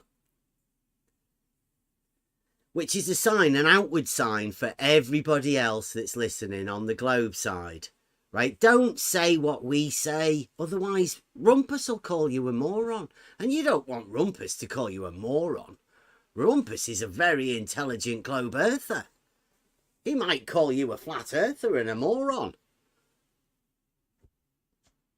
Well, I've never been fussed at what people say to me. I do know for myself that I'm not a flat earther. And I do know as well that a lot of globe earthers like to call me a flat earther because it's convenient for them. I've got a few more clips. Does everybody see the contradiction within that video, right? So if I could possibly clip those two bits together, because there's a clear contradiction within the statements that they make. Past time. That's why Rumpus came in, and he wanted to make maybe some preemptive strike to prevent you from or obfuscate your point on that matter. Yeah, but this is self-evident. Yeah, but these videos can be made, obviously, to show the contradictions within the globe model. And also, with the water level explanation, he gives, which he seems to think there's something going on in the middle. I mean, in the middle of a horizontal line. I mean, he's not wrong. All the points on it are horizontal, like every one, all the way from one end to the other. It's a horizontal line. Yeah, but no one's been using horizontal, really. From there, these ballers and that they don't tend to want to use it. They're either safe for the water level, don't they? Yeah, but he said in that one that level is horizontal, right? Yeah, exactly. So I mean, so he was just saying it's horizontal in the middle, right? So yeah, I agree with that. It's horizontal right the way along. Mm-hmm. Yeah. Yeah, entirely. But I'm not doing like he did then. It's just. No. We can't have that anymore. I mean, I know we're doing a video about him. It's not going to come in, but at least come in and just not do what he does. Yeah, but everybody, it should be clear to everybody now. Rumpus does that because he's on the defensive. He's got no argument. They've been exposed. He has no argument, and yet he takes both positions. It's just confusing for the globe side. And Rumpus is teaching them how to be confused, like massively confused. I think it's a sign of mental torture that they're under. And Rumpus is aiding them or helping them along, innit? Can't be good, but I mean, Rumpus is the guy. I mean, everybody now listening, if you're doubting the globe, go and get Rumpus. He'll sort it out for you. If you want an explanation of how horizontal is only in the middle of a water level, the bit where the fucking ends aren't. Yeah. Can you imagine him like just doing a basic job? Like, not that you would use Ron really to do that, but you could put a picture up, knowing Rumpus with one, and he's got it there. And I mean, how do you get it? Well, if he puts it in the corners of the room and he wants a picture in the middle, what's he gonna do? Well, no, he put one water level on one side, one on the other side, but then he'd say that the picture is only horizontal in the middle, wouldn't he? Yeah, you'd have to mark that point, which would be horizontal, obviously. Or you could move one from one end, keep one in one position, just keep moving it like any normal person would. Like, it's horizontal. By the way, in the middle there is no one there. No one is there. Yeah. So at both ends of this water level, this vertical would be not vertical. Only on the middle where there is no one there. This is just idiotic. It's the only perpendicular part is in the middle where there's neither a vertical nor a horizontal. Well, then he's talking about looking over it with his optics, isn't he? See, he doesn't think he's good enough just to see it and go, "Oh, okay, we'll just let that settle, and we'll mark that point." Whatever you're doing, but well, unfortunately, because I've got like loads of these clips. So this is a 2-minute clip, Brenda, but the problems get worse because not only do you have to have things not being level being a circle and also level being horizontal contradict yourself, but then now you've got the problem that could straight lines actually be circles as well, to throw in more confusion. This is Brenda. Straight lines bending. Yeah, but how did they do that? Where did they squeeze time in to geometry? Where did they put the T in? Yeah. Where was that T introduced? They used a higher level math than you are capable of understanding. Okay. What, to add in another dimension somewhere? Yeah. Perpendicular to the other three. You can barely understand Euclid, let alone anything. Yeah, obviously. So they took our reality, X, Y, Z. Did we keep pi though? Pi is a ratio. Yeah. Yeah, pi. So pi always stayed the same, even though you shoehorn time into geometry at some point in the history. Do we know when? Pi is not in the definition of space-time, right? So when you put the T in, you can curve the straight line once you introduce T. You change the ratio, don't you, of the radius over the diameter over the circumference, don't you? That things travel along geodesics. That's how. So it's the T that bends the straight line? Know whether anybody noticed that there, but I did say the diameter over the circumference. Brenda's sign is pi, avatar picture. So I thought I'd just try that to see whether Brenda was up on the ball for saying diameter over the circumference, and never noticed.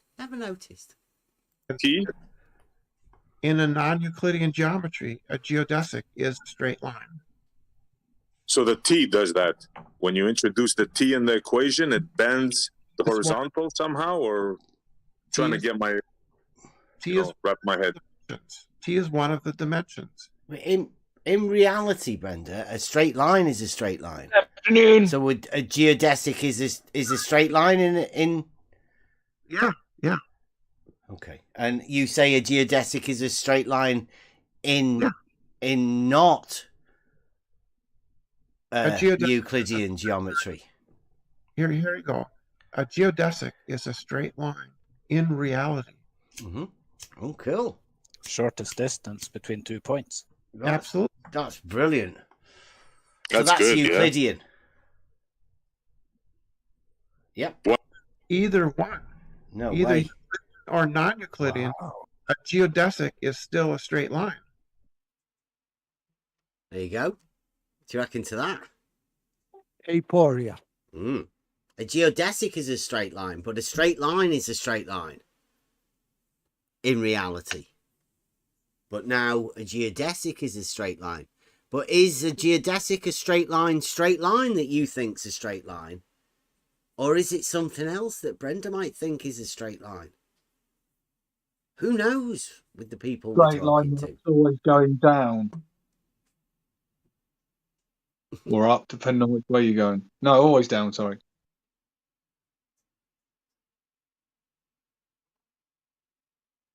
See the next one. I've got loads of these clips.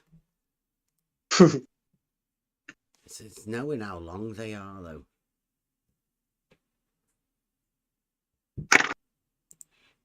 There we go. And I disagree with Bev. He says reality is Euclidean. Well, that's just a claim. He hasn't proven that. And in fact, Einstein showed that reality is in fact curved. It's non-Euclidean. And that's why things fall. That's what gravity is. Gravity just is objects following the geodesic of non-Euclidean Einsteinian relativity, general relativity. That's what gravity is. Okay, so that's the geodesic of non-Euclidean that Brenda says is reality. Bit different than before, is straight line geodesic reality. Struggle to keep up with all of this. Blue Marble Science says, can a straight line exist in 3D space? A straight line is the shortest distance between 2 points. Can 2 points exist in reality, 3D space? Yes, Blue. There is a shortest distance between those 2 points in reality. So yes, there is definitely a shortest straight line distance between 2 points in reality. Absolutely. 3D. We call that solid geometry. And if you want an example of it, just look for book 11. Blue. Straight for you. That's your advice. Thank you very much for joining. And thanks for asking the questions, Blue. We are getting into the B's. I would say even that we need only 1 point, and we can coordinate with three dimensions. 1 point. We don't need even line. We can locate 1 point with 3 dimensions. So this is possible because everything in the real world is in 3 dimensions and can be positioned in 3 dimensions, even 1 single point. Yep. Well, you can locate at the end of that mouth. Sorry. I was sorry. The words that came out of Brendan's mouth were non-Euclidean, Einsteinian. Yeah. Well, there you go. He was geometer, Einstein. I don't recollect that he was geometer. Well, he had some friends. Okay. He had a lot of friends helping him out. Right, I've got some blue stuff here. The chord would be below the water between the 2 points of the bridge, because it's the chord distance and the horizontal chord line tangent plane.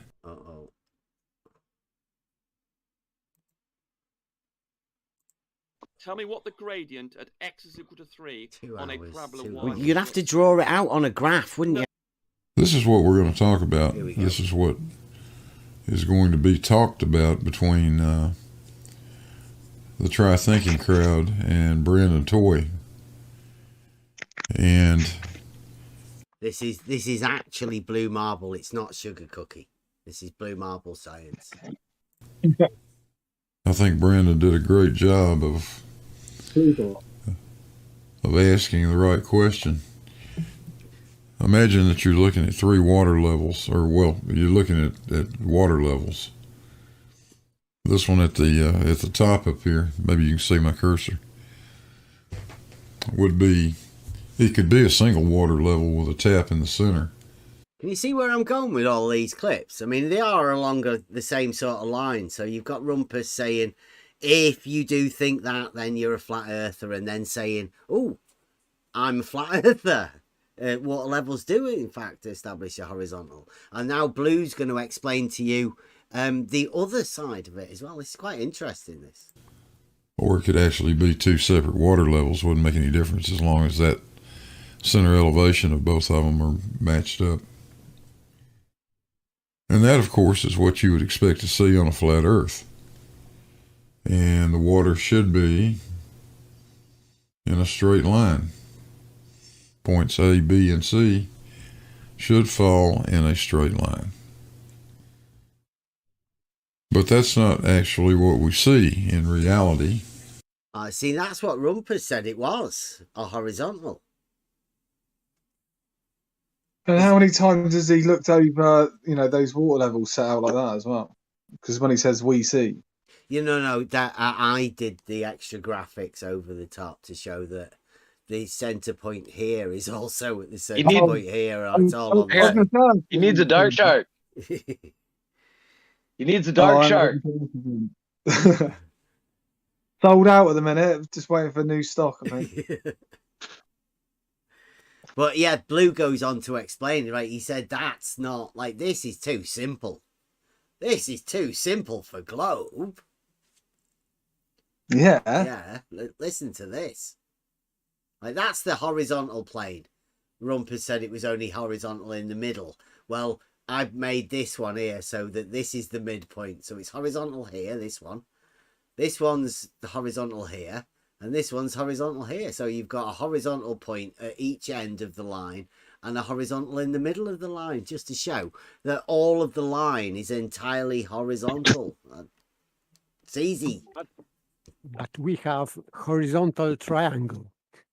Oh, yeah, now we're going to have to have... Yeah, now Blue Marble. Now, this is why I think Blue Marble is particularly running from Mobius, because Mobius will wipe the floor with Blue Marble on this.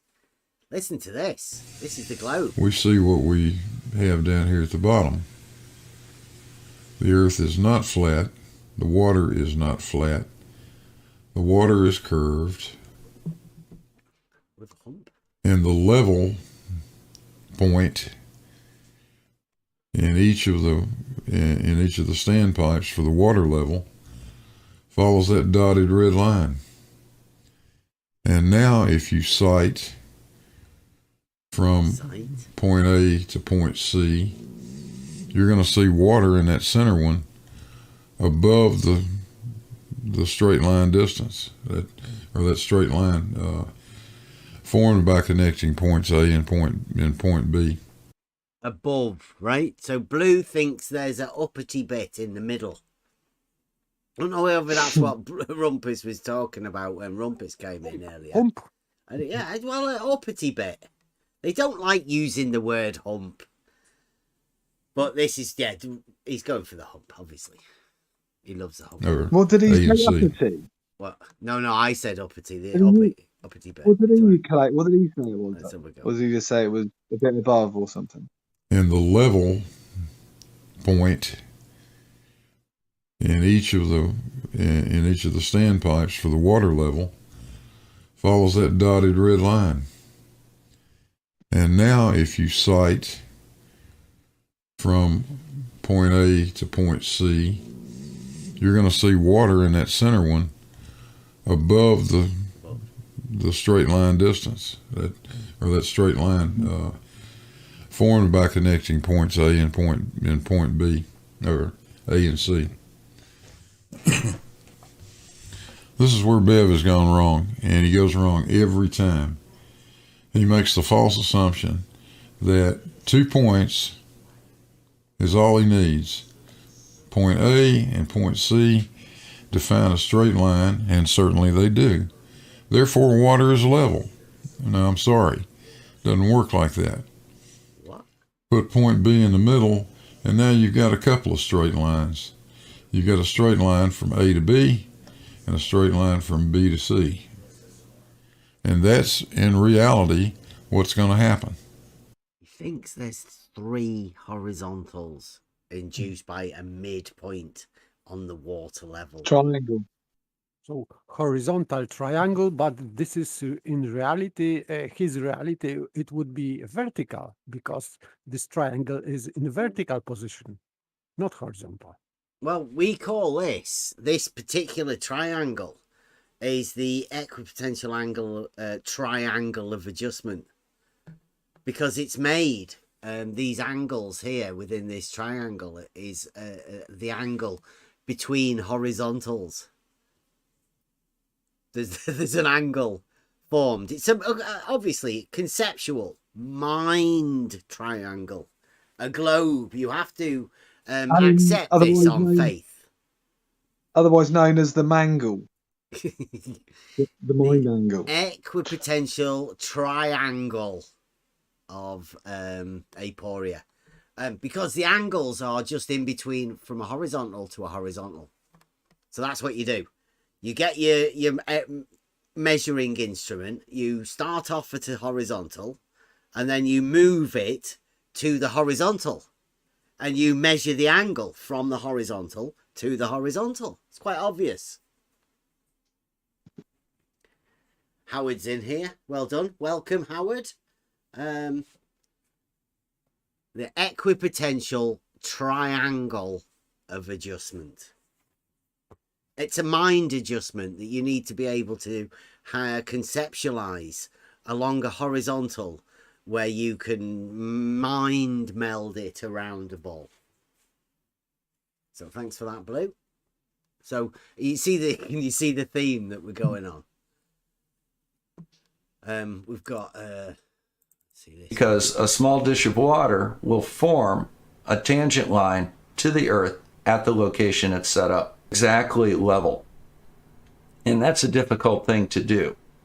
That's why you use the surface of a small dish of water.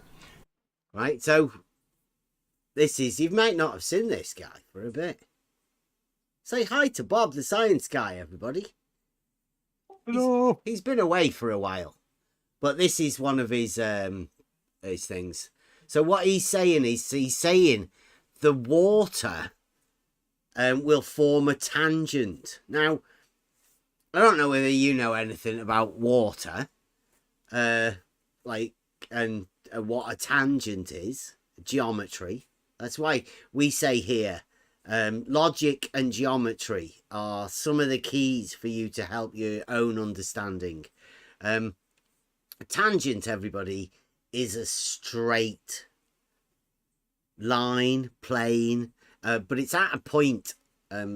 Forget about why it's there, but the tangent line or plane is a dead straight, like a 2D plane. So Bob here, play it again. Water. Because a small dish of water will form a tangent line to the earth at the location it's set up, exactly level. It's exactly level. And that's a difficult thing to do. That's why you use the surface of a small dish of water, because a small dish of water will form a tangent line to the earth at the location it's set up. And there's a couple of different ways that you can do it, but this right here I think is the water, because a small dish of water will form a tangent line to the earth at the location it's set up. Okay, so there's another confirmation from good old Bob the science guy. Shout out Bob. He has a 24/7 live Discord channel. Does he still have that running? I hope he has. So he's basically saying the same what Rumpus said tonight. That it would be the tangent and in fact not horizontal from one end or another end. I think that he's talking about that. Well, tangent straight, isn't it? It's a tangent plane, a two-dimensional still plane straight. of water. That's what he thinks. I mean, like, he's getting confused because tangent. I mean, but you could just say a plane, really. A horizontal would be better. I think they do get confused. Rumpus gets a bit confused with horizontal. Oh.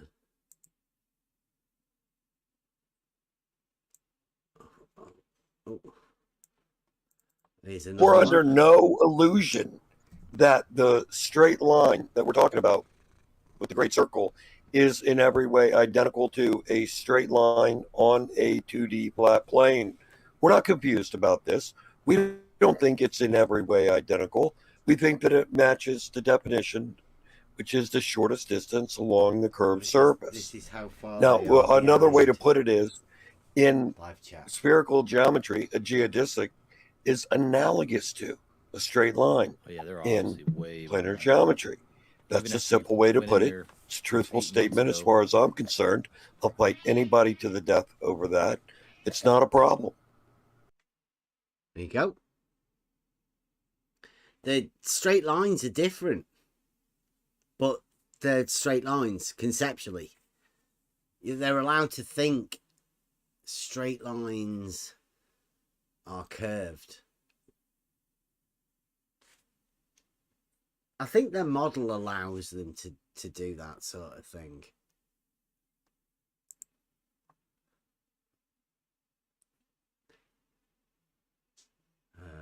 I think that this would make them unhappy for Gempanda. So if Gempanda is worried about that someone is unhappy or happy, I would say that they shouldn't think about straight lines as curved lines, and they maybe will be happy in time. I think this is another blue one. The only time you would use that measurement is, say, if you're, showing the distance between 2 points on a globe on a picture, but as a measurement, we don't measure that. You don't measure the hump. There is no hump. You don't see that. Yeah. You don't look up. Paradox. Have you heard of that? Yeah. Do you accept it? No. You don't accept it? So there's a difference between when we're talking about observations that we're making and tangible measurements you can make on a model. There's a huge difference between the two.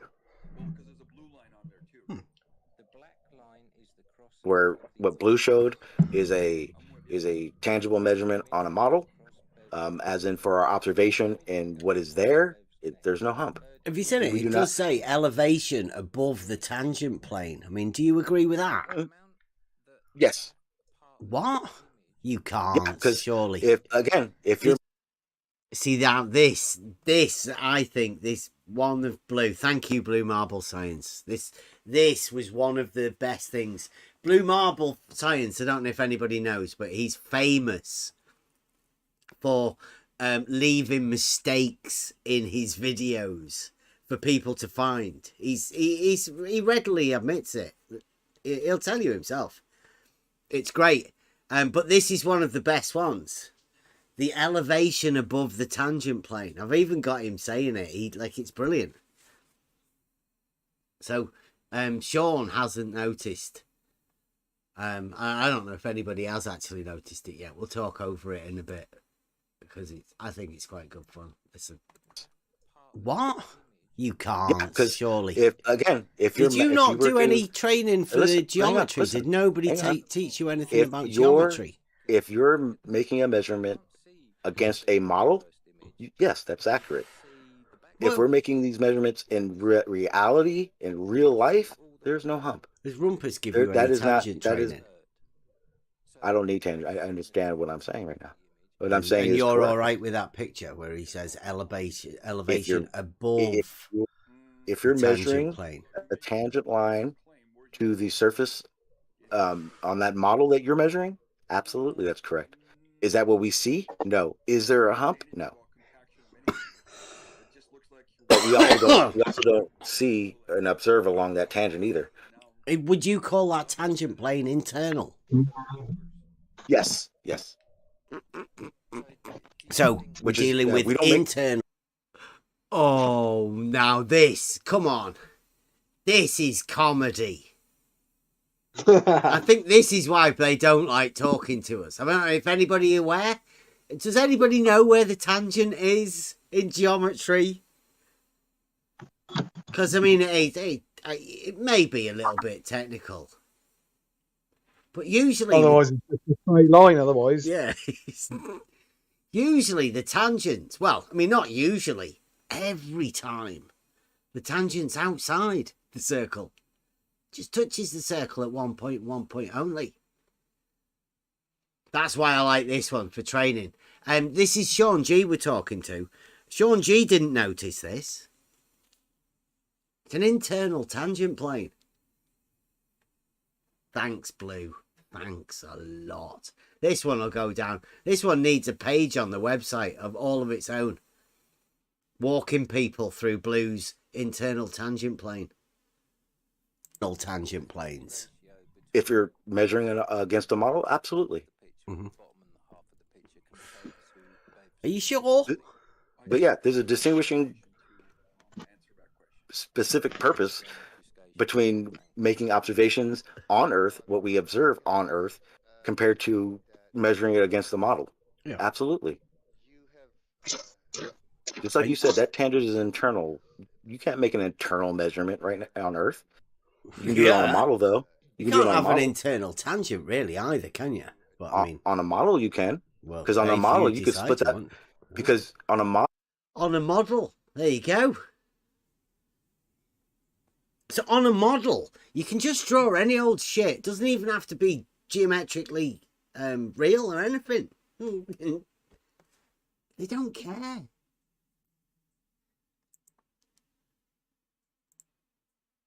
They literally do not care. So, does everybody get that? A tangent plane shouldn't be inside. You call that a chord if you're talking geometrically. But if you're talking about the globe model, bunny ears, frantic bunny ears, then you can just make up any old shit that you want. Blue Marble does. Or he leaves these mistakes in for us to work through.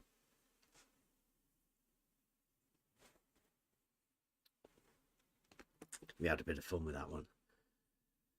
Right, here's another one. Now, this one is one of the, I think, one of the first bits that made me stick around. You can measure this. Have you tried measuring this? The level surface drops down from the horizontal plane at a rate of 8 inches times the distance in miles squared. I did not say that the level is not horizontal. When he says water is level, he's using level as an adjective and a noun at the same time. Oh, yeah, it's measurable. Jesse Kozlowski says that the water level drops from the horizontal, but Rumpus says that the water level is horizontal. So how can it drop from the horizontal? Especially if the midpoint's horizontal. So if it starts off horizontal and gets to the midpoint horizontal and ends horizontal, and surely the entire line's horizontal, how would it drop from horizontal? For anybody who doesn't know, that's Jesse Kozlowski. It is on screen. He's not around anymore. I think he's not around because he said that stupid shit. Because no real surveyor would ever say that. That's ridiculous. So, I mean, come back, Jesse. Come back and let us know how to measure it, seeing as you said it was measurable.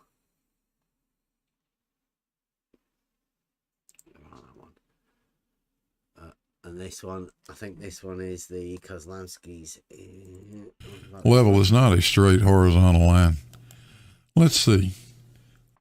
This is Blue Marble again.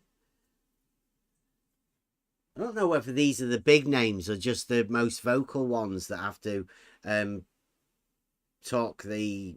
Well, it just sounds ridiculous to me. I'm not that deep into the model. I've listened.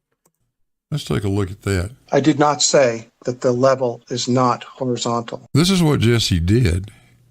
And bam. He took a point over here on the left-hand side of the screen. He took a point at the start of that causeway, and he took an end point over on the right-hand end of the screen, that yellow dot. And bam. And he drew the chord line between those 2 points. I nailed that. The ellipsoid is this green line that my cursor's tracing right now, right? And the causeway is this dotted red line up here. Now that green chord line is what you could call a horizontal if you wanted to. Okay. Let's call that horizontal.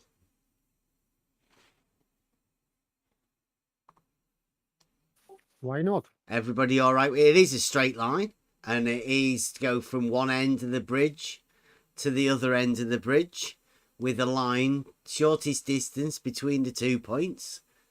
Straight line. Boom. Sounds fair enough. Level is this curved on the level green line of the ellipsoid, or the red line that I say is the actual causeway elevation. I did not say that the level is not horizontal. See? Jesse Kozlowski says he did not say that level was not horizontal. Maybe a little bit confusing, the way that they use double negatives within the words. But Jesse's saying he's never said what Blue's saying. Now, Blue thinks Jesse said that. Jesse hasn't said that. Jesse might have been misleading him, may have said some encouraging words to misdirect Blue into believing that Jesse said that. But Jesse said he's never said that.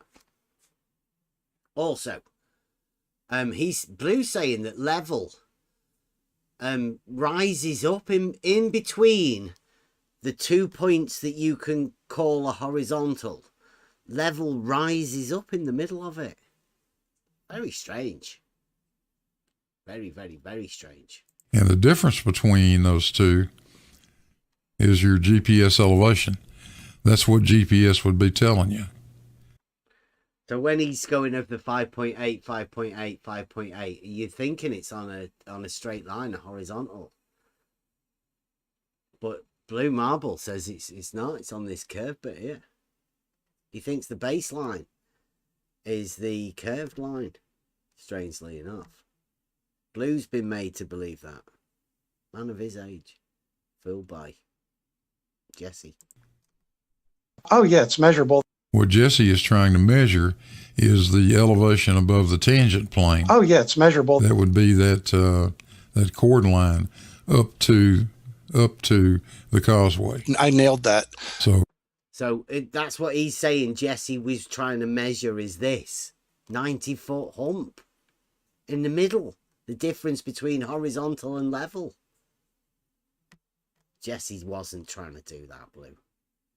Nice try, though. Hopefully that makes some sense, because nothing those guys said made any sense.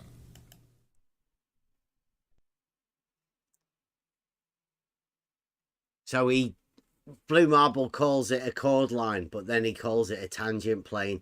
That's the purposeful mistake that Blue left in that.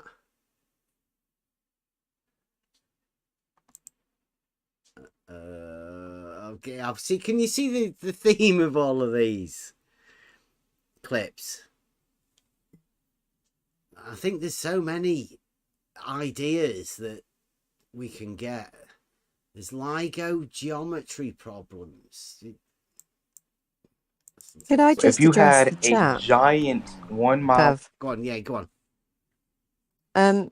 There was a guy, they're all moaning that I timed a guy out, but the bigger question is actually, this guy is a Glober troll, has come in and is somehow a member of your channel, Bev. Oh, So either they've paid for it just to troll, or they've used one of the free ones that some kind person has donated to the channel, Yeah. and a troll has clicked and claimed one of those.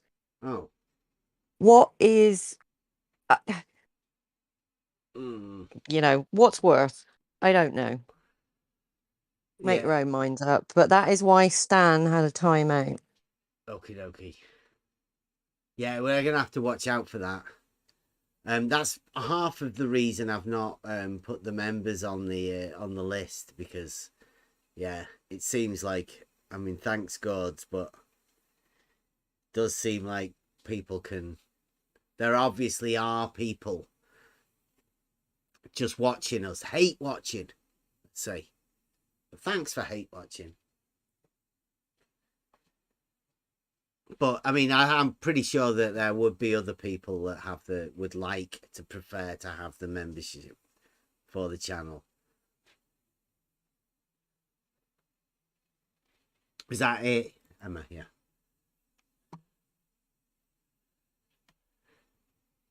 Can we carry on? Yeah. We done? Yes, sorry. Okay, sorry. Thank you.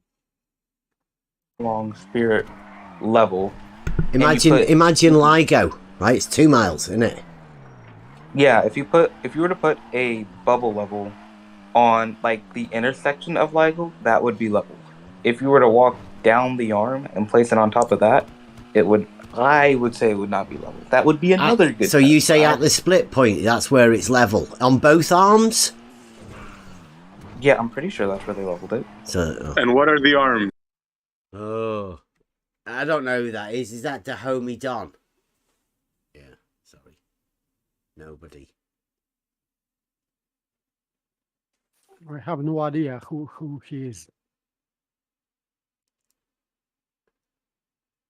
Yeah, bet you this one gets chopped. Which one do you want, Howard? I think we've got some from you as well, Howard. Early days stuff. I don't know whether it'll make it to this, though. Oh, what about this one? Okay, so there's no such thing as a chord in spherical geometry. If you use a chord, you're using something that is not termed. If you use a chord, you're not using something that is termed to be a straight line. That's why it has a different name. That's why they call it a chord. Did that make sense to anybody? No, I think that he thinks that chord is a curved line. But in geometry, it is straight line still. So. Yeah, a chord is within Euclidean geometry. There are no chords in spherical geometry.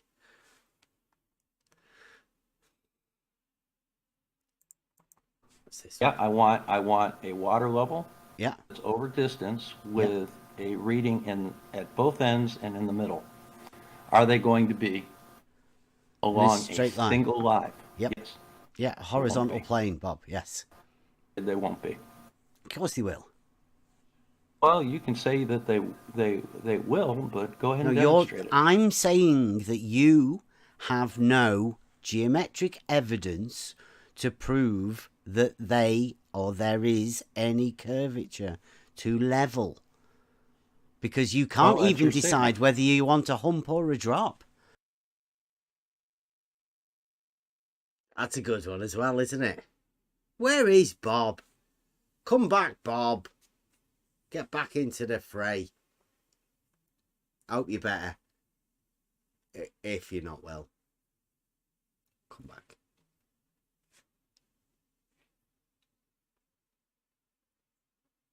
So Bob says about the 3 points, because that seems to be the general theme about all of this. Water level, midpoint. We could put another riser in the middle, dead easy. It's what would happen there at that midpoint. What does your model dictate?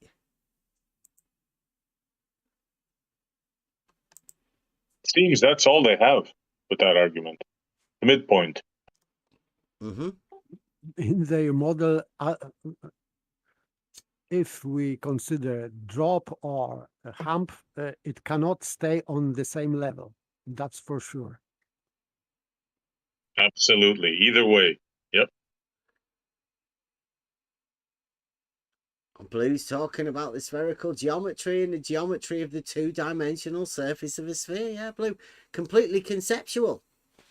Like Scott Veach said earlier. Not reality. Reality's 3D, not 2D. We've got another one here. No. You see, you're talking about perpendicular again. You don't listen to what I'm telling you. The point at you wish to consider, the horizontal and vertical are perpendicular. But both of them change. They maintain their perpendicular nature. I would propose that if you're... Didn't want to do that. No. You see, you're talking about perpendicular again. You don't listen to what I'm telling you. The point at you wish to consider, the horizontal and vertical are perpendicular. But both of them change. They maintain their perpendicular nature. But at each point on the surface of the Earth, horizontal and vertical have different angles with respect to other points on the surface of the Earth.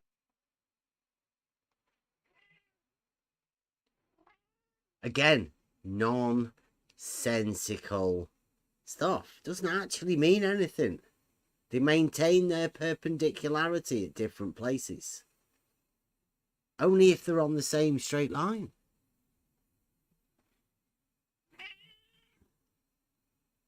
But not on the globe. They cannot.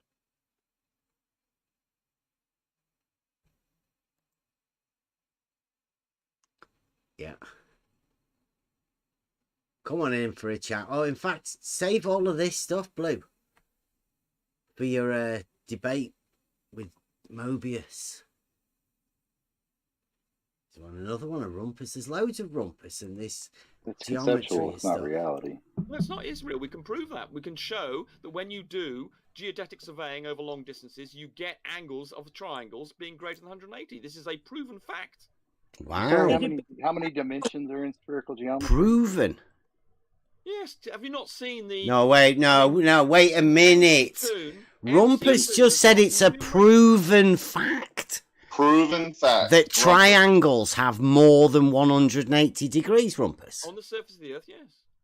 See, there you go. Now that is one of the biggest claims I've ever heard. I forgot I got that one. Can you imagine? Well, Rumpus has been sitting on this proof. Here's us saying the globe model has no geometric proofs, and Rumpus has said it's been proven. It's great. Might want to do a video of that. Wow. They've been observed. Yeah, will you do a video of this, Rumpus?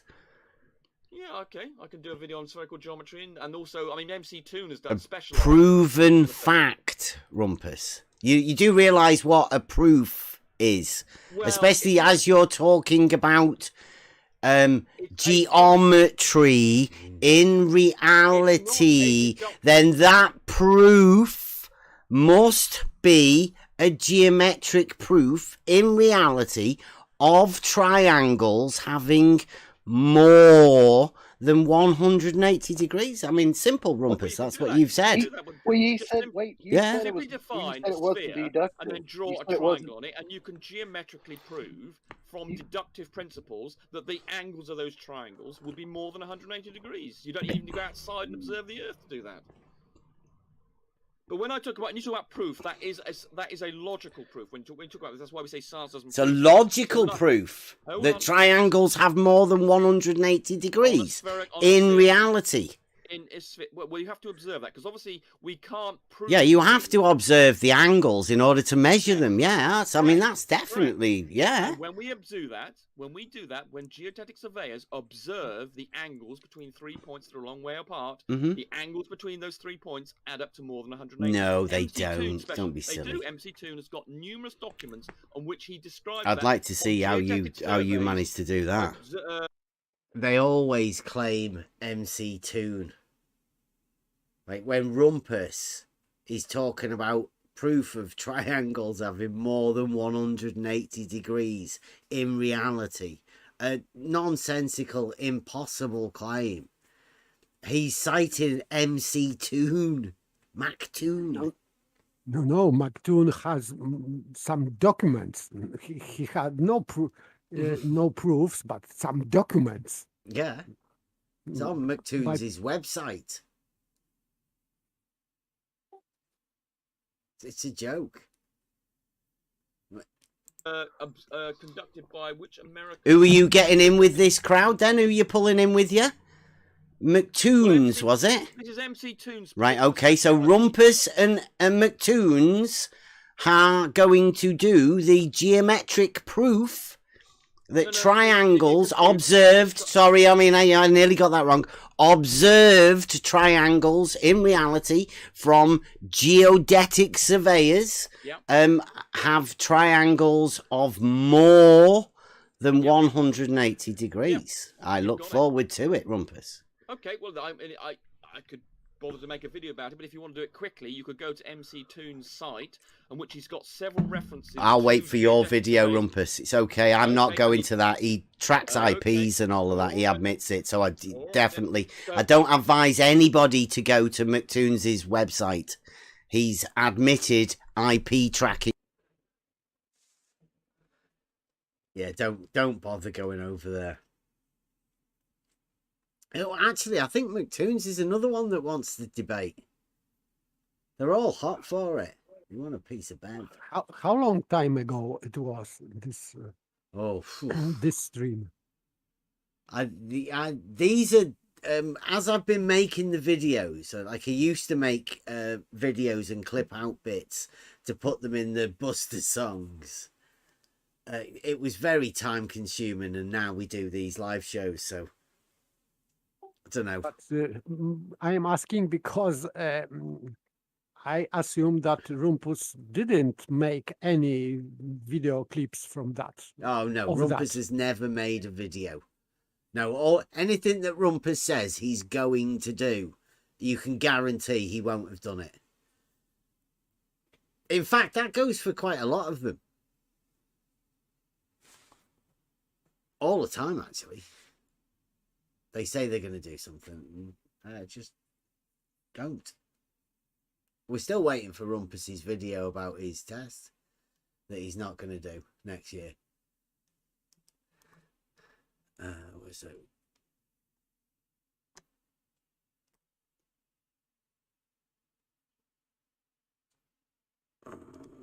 Let's see this one. Going for the big nutsack drop. That's a twattish remark. You'll be demonstrating the drop with Yeah, Rect is designed. it's the nutsack drop. I mean, Paid NASA Shield says it's globe proof. You're going to go and help prove the globe by doing the nutsack drop. Exactly. The drop is going to demonstrate. We're going to get a dance going and everything. We've got all sorts of stuff going ready for I don't understand why you don't hook up with Paid NASA Shield. He could fly y'all around. Easy travel.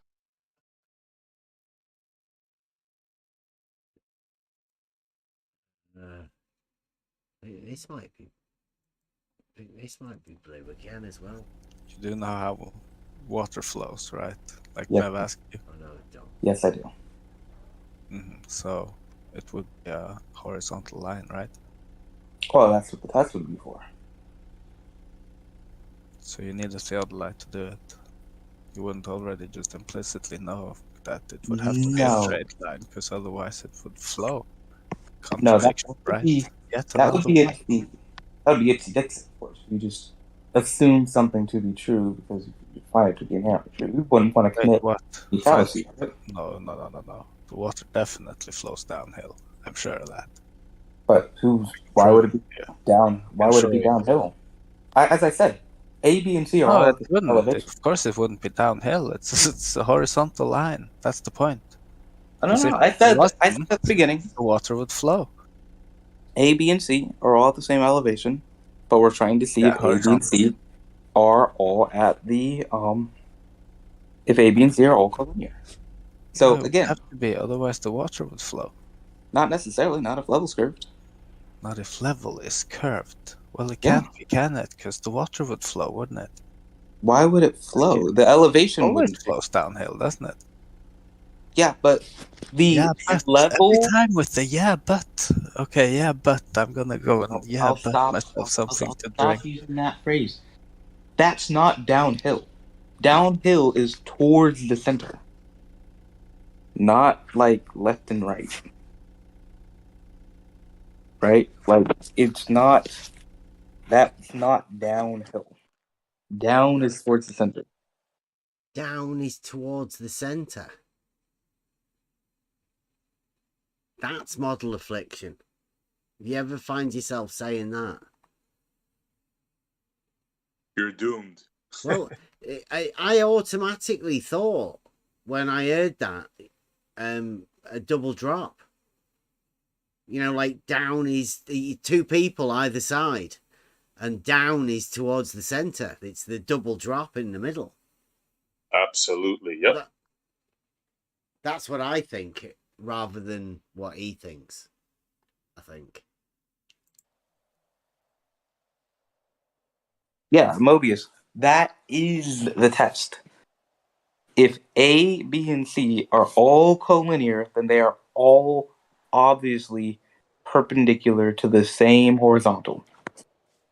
That is the test.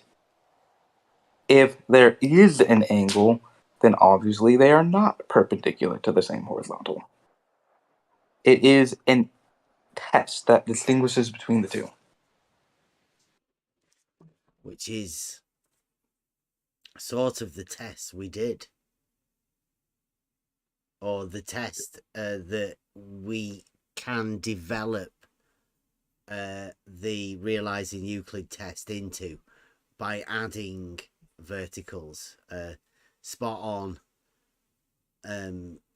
got into the plumb bob, and I thought it's only fair that we add plumb bobs to the realizing Euclid test to show that the perpendiculars at each point where the water levels are perpendicular to the horizontal that is the water level. Yes, and in according to what Rumpus said, it would be impossible. I mean, these plumb bobs would show that they are not perpendicular to this plane created by water level. No. He's going to say it's perpendicular. But what he's going to say is they're not parallel when they're apart. He's going to say perpendicular to one point. Yes, in the middle, so not at the ends of the water level. He said today this vertical would be perpendicular only at the midpoint. So he denied perpendicularity on either end as well? Well, no, he just said the midpoint, only the horizontal at the midpoint. Oh, we got to have a chat with old Rumpus about this one.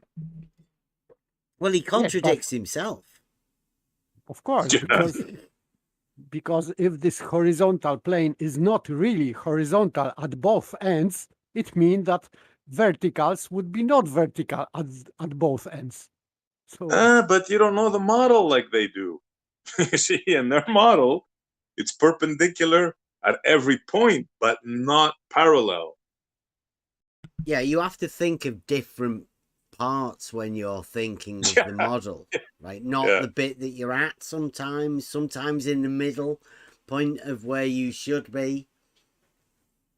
It's all very confusing once you take the model on. It's kind of like the down is everywhere kind of. Yeah, down is every direction, sort of globe mentality, right? Yeah, La La Land, fantasy land, yeah. Well, I mean, this one, I don't know whether he is. Most of you have never met PhD Tony or had the pleasure. It'd be good to get PhD Tony around, but this was my first meeting of PhD Tony. Genius. You know, you're insisting that your flat Earth geometry will work in every circumstance. What are you talking about? So it's Euclidean geometry, dude. It's not flat Earth geometry. Flat Earth geometry. I called you a flat earther. This is basic. This is geometry. Yes, this is basic geometry. Your flat Earth geometry. Flat Earth geometry. This is basic geometry. It is. Yes, what an angle and you're is. demonstrating you have no There are idea three what basic angles, geometry is, Bev. each of which is 180 degrees. There are three what basic angles, geometry is, Bev. each of which is 180 degrees. What's 3 times 180? This is one of my favourite ones. Lots of other people have done this as well. Imagine a triangle with 3 angles, and these angles are 180 degrees. That would be creating right. more than circle. Like, Are you just- are you saying that's a problem? just imagine it. Like, come on, straight line at one point, and then you measure an angle of 180 degrees, and then Another you straight go line. with your straight line, and then you measure another angle of 180 degrees, and then The third hey straight presto, line. you've just made a triangle. And this is PhD Tony. PhD Tony. PhD Tony. More like a BHD, bull, in the beginning. And now I do believe PhD Tony is a clever guy. But whatever mental conditions he does have, one of them is a model affliction. And that model affliction didn't allow him to see the glaring error of the fact that he's just said a triangle's got 3 180 degrees. It's amazing to me how it, like, you know, PhD Tony, I thought, wow, here's me, Bev, gets a chance to talk to a guy who's a real PhD. He's going to be really intelligent. And listen again. Basic geometry is, Bev. Each of which is 180 degrees. What's 3 times 180? Sorry, an angle of 180 degrees. Each of which is 180 degrees. I called you a flat earther. Yes, we have 3 angles of 180 degrees. That's a straight line, right? I called you a flat earther. Actually, I was pointing out your contradiction, Bev. I'm sorry, Tony, go ahead. You will recall that I didn't your agree angle. with you. There are 3. I was literally amazed. You can hear him with his. Go on, just do it. You could hear him with his aporia, literally. How you didn't break out into laughter there and just told him calmly, I don't know, man.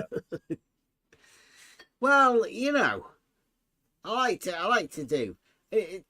Sometimes it's not nice to be laughed in the face of, but I mean, get it clipped. Get it clipped and it'll last forever.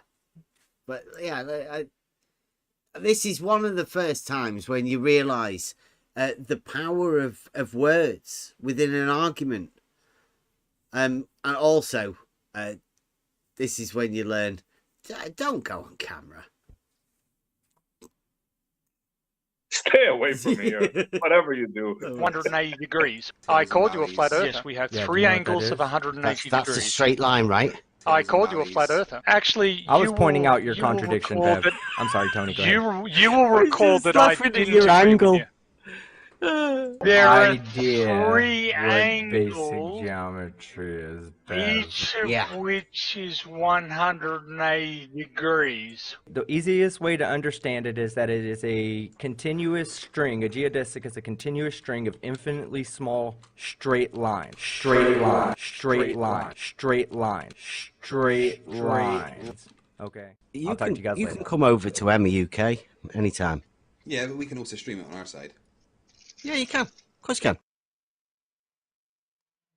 can. Oh yeah, way back, old school stuff. Talking to Fight the Flat Earth. He never took us up on it because he's shit scared. They all are. We got loads of that. PhD Tony. I remember when everybody was making. Wasn't he the guy that flipped out with Rakia and he went crazy? With Sugar Cookie as well. Sugar Cookie, yeah, he did it once with me, but not here. It was somewhere else. Over at Blues. Yeah, he's known to do that. Yeah. Like absolutely yelling shit bad crazy. We're not talking normal. Yeah. And here, this is a bit that not a lot of people would have heard. Only 41 seconds, but listen. I just don't want to get caught up in the minutiae of just trying to do every little nitty gritty step. I just look at, hey, I've got a straight line here, and this line goes across it at this angle, and this one beside it goes across it at a slightly different angle. Therefore, these two lines cannot possibly be parallel. And then you follow on from there to work out they are converging or diverging downwards, and therefore you can work out at what distance they must be before where they actually intersect. So you're to me, saying, that's a simple proof. Yeah, you're saying you have a proof that horizontals aren't parallel. That's absolutely correct. Okay, do you know who that is? Where is Wally? But he's still talking about normal triangles. And he is trying to use normal triangle calculations or measurements. He's using Blue's angle of equipotential, the equipotential triangle of adjustment. Holy shit. Wondered what that was. Whoa, thunderstorms. That's some high caliber voodoo, that stuff there. Get him. Camera.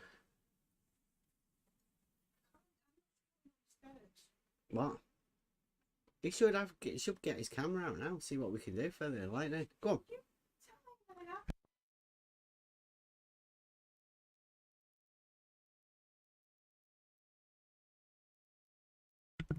Right. What else have we got? Oh, this one. You know what we call a vertical change? You know when we measure a vertical change? Yeah, it's an elevation change. Yeah, a vertical measurement in the vertical. Yeah.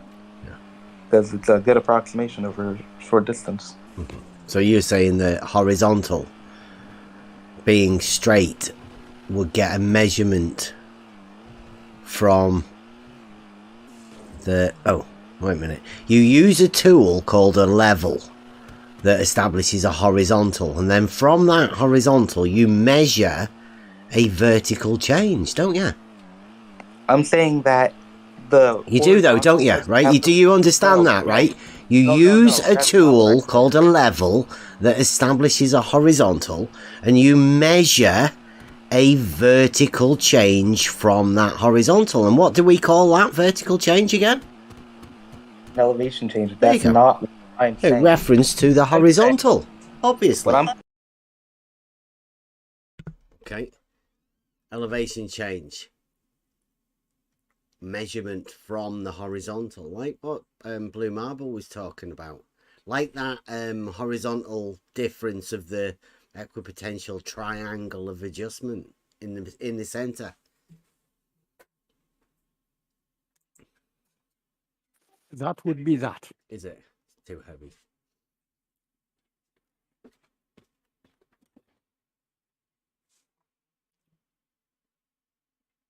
So that's how you measure an elevation change. Right, try this one. I think it certainly demonstrates that you can measure the radius of the Earth quite easily. Whether I would call it a proof or just a very good measurement and demonstration, I don't know. I don't really mind whichever way you want to call it. I know the way you're using the word proof is perhaps a little more technically correct. But I mean, this comes down to what QE likes to do with the scientific method. He likes to bang on and become really, really precise with scientific method. But yeah, scientists do all sorts of things, man. I've worked in laboratories for many years, and it's a lot more loose than that.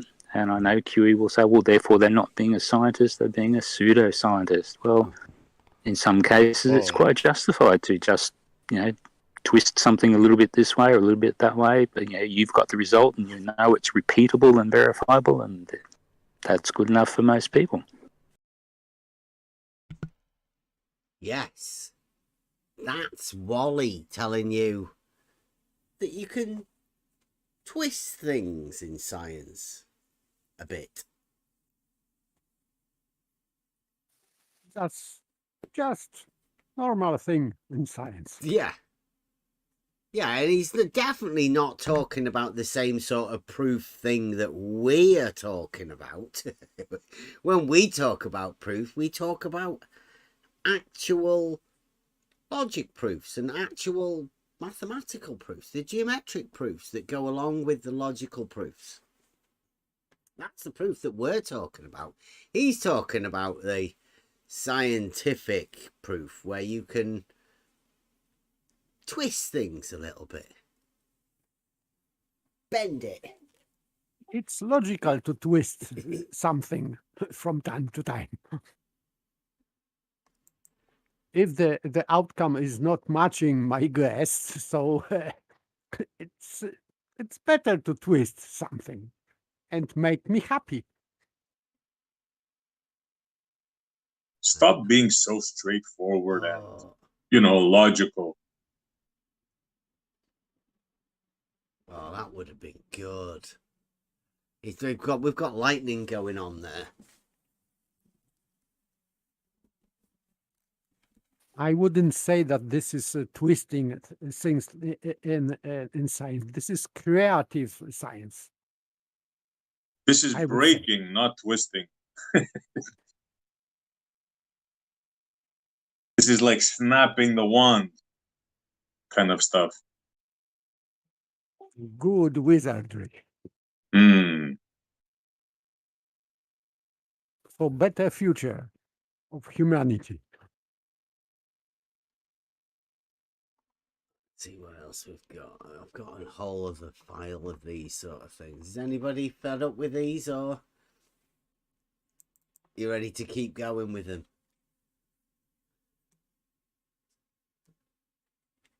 Everybody, no answer. Okay. I can go with that. We'll have a no few problem. This is fun. What do you mean by vertical? Right. Okay. Well, this one, I haven't really got a clue. I just titled him. I wanted to try and get a lightning thing on the camera. I'm pretty sure if he was to set the camera going and do slow-mo, we'd probably end up with a lightning strike. What do you mean by vertical angle? Well, from your position. When you're imagining that angle, you don't think it's an angle from your eye, from the horizontal downwards, do you? No, it's the change in your up versus the up of that location. Right? Did anybody get that? This is the idea. One up versus the other up. Yeah, the difference between your up and their up. It's the vertical. Exactly what we were talking about. Yeah. Yeah. 1 degree for 69 miles. The difference between the vertical angle, I think. Like the lean of the vertical. Some people actually think that, It has to be. Yeah. Model dictates. It's the internal 1 degree change. It's crazy how people can conceptualize that. So are you the drop or is the horizon the drop? Measured from where? Where's this 1 degree measured from? Where is it measured?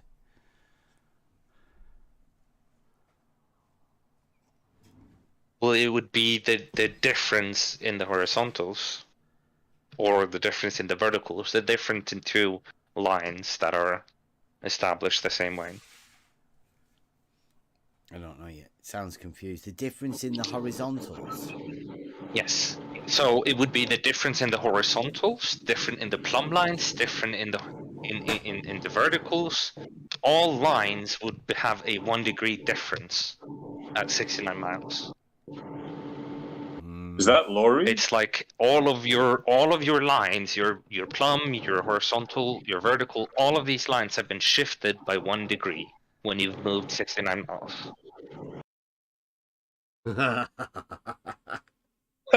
I don't know who it is, but I mean that's. I think it's Lori. Yeah, it's the model, right? The models told them that everything changes 1 degree. Verticals, horizontals. It's crazy. 1 degree over 69 miles. Except you can't detect it in any buildings, any poles, anything like that.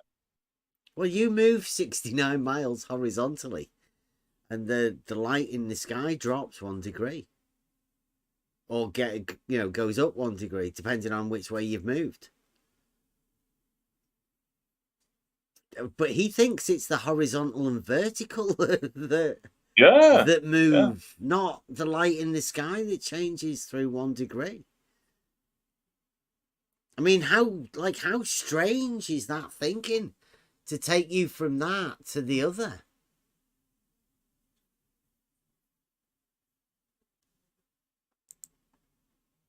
But still, if you are going 69 miles, you have to add another 1 degree, because if you are going in straight line, you will have 1 degree. So if you are curving, you have to have 2 degrees or more. So this is just a joke. Yeah, they think that horizontal and vertical change. Fantastic thinking.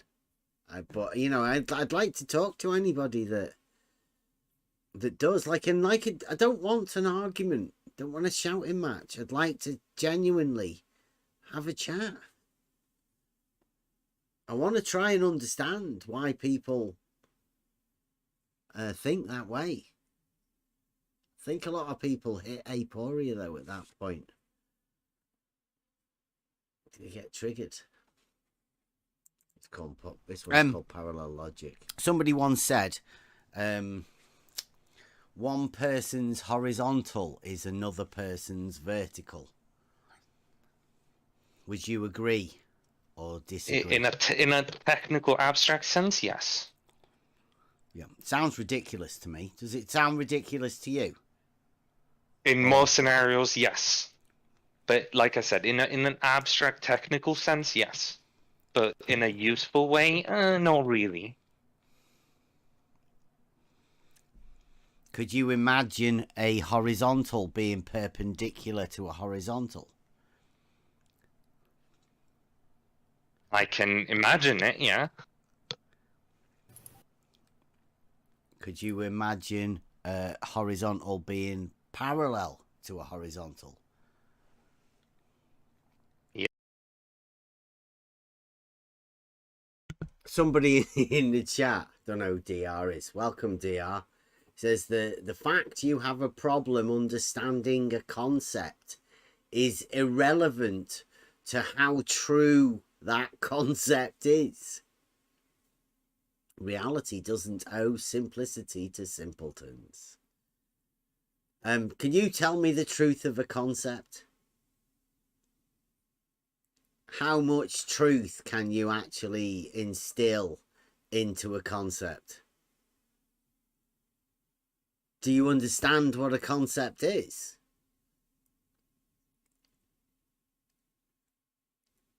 I don't think you can predicate upon a concept. So therefore, you could not build an argument and then therefore never find a proof and never find a truth for a concept until you realize it. This is why here Aristotle's definition of truth can help, because he said, check your concept with reality. And if it is in agreement, you have truth. That sounds good. Yeah. Truth is truth, yes. Reality is true, yes. I'll give you that. I don't know what your idea of straw manning reality is, but hey. I hope you're enjoying the show. Yeah, of course I can. Could you imagine a vertical? Yeah, I don't know. Nobody could be fooled of a straw man of reality, surely. Being perpendicular to a vertical. Yeah. They wouldn't meet, really, but yeah. Could you imagine a vertical being parallel to a vertical? Yeah, of course I can. Got a good imagination. Thank you very much. Only 2 of those are actual reality, right? Can you guess which 2? I'll guess it's number 2 and 4.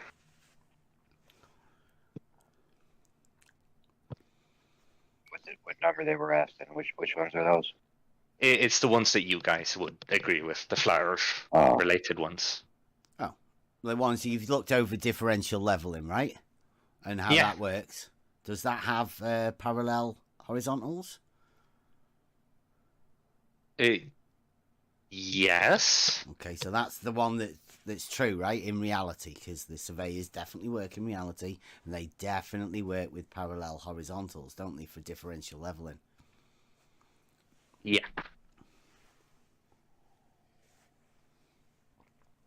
And the only other one, well, actually, the consequent of horizontals being parallel means that all perpendiculars to a plane would be parallel. And everybody knows perpendicular to a horizontal plane is vertical. So geometrically, verticals are parallel. Shock. Big shock.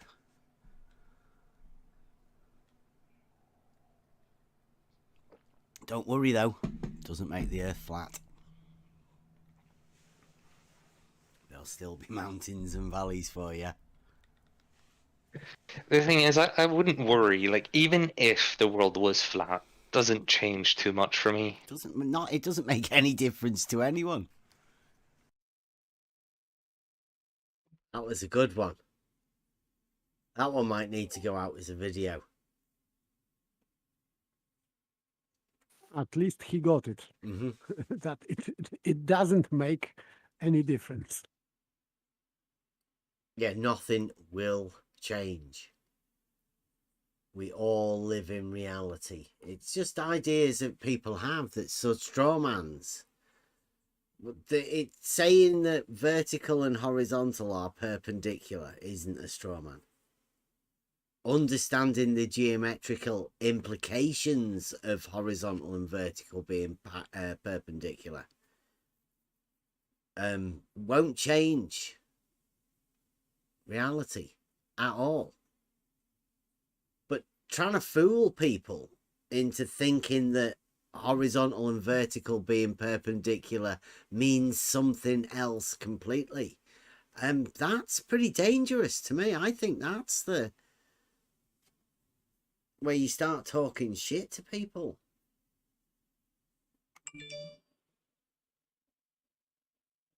And I don't think people should be doing that.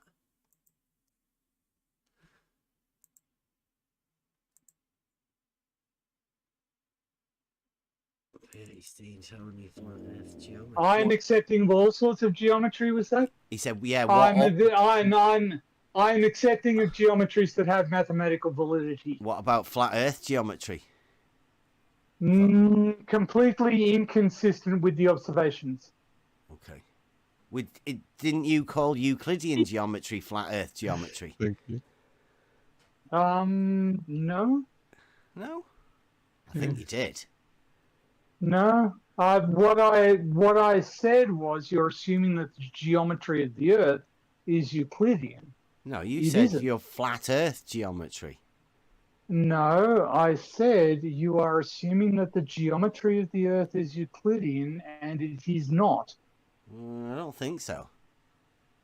No. Well, given we have previously established how reliable you are at hearing, at interpreting and reciting what has been said to you.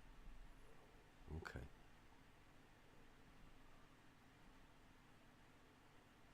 I got the 3 times 180. What is flat Earth geometry, by the way?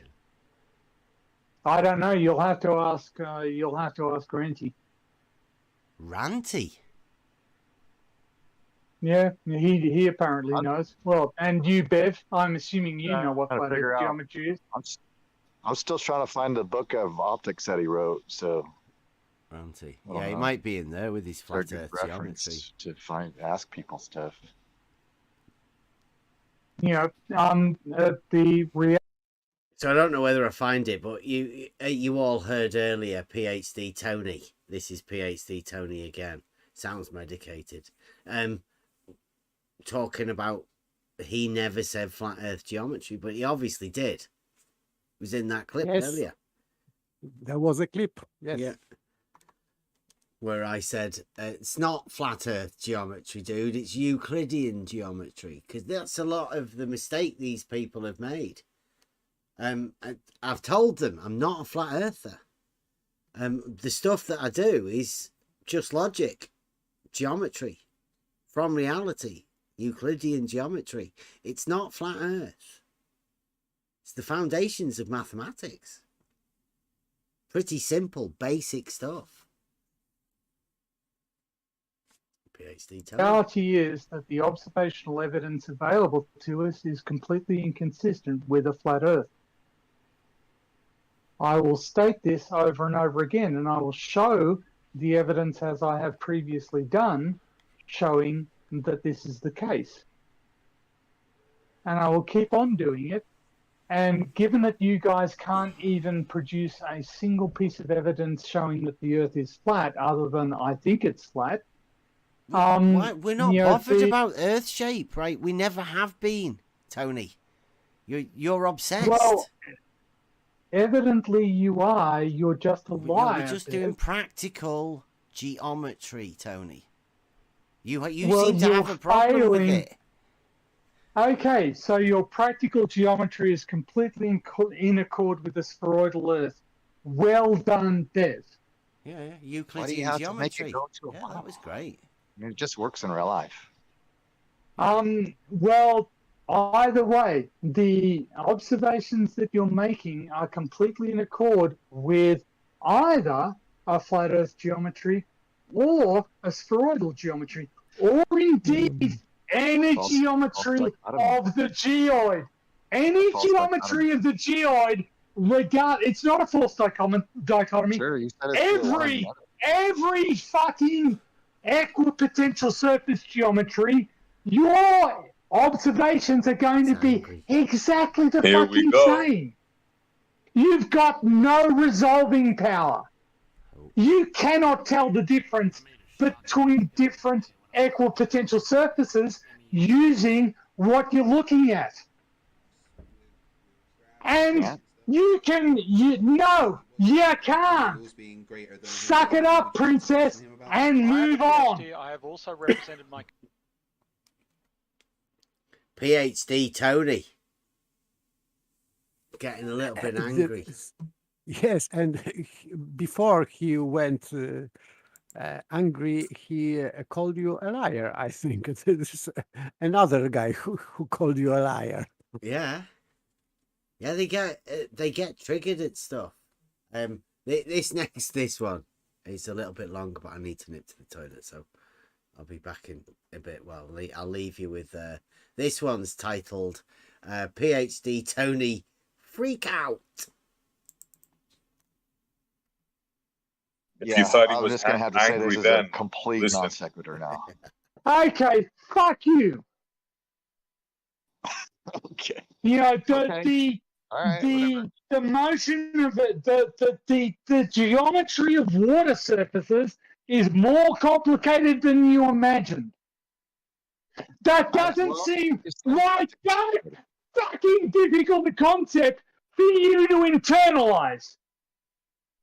But you've managed to fucking obstruct and fucking say, nah, enough, that I'm done. Right? I'm just going to fucking yell at you until you fuck off and shut up and start writing something, you useless fucking sack of shit. I'm no longer interested in being polite to you. There are multiple ways of detecting water levels, and all of them, each and every fucking one of them, is consistent with a spherical spinning Earth. And I was hoping that Western intensification would be some indication that you had no fucking idea what you're even fucking talking about as far as water level is concerned. But no!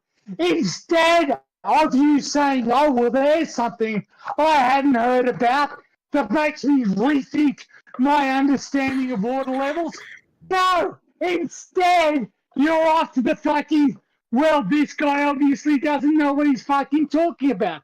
How about you go away and read up on this shit? No! You're now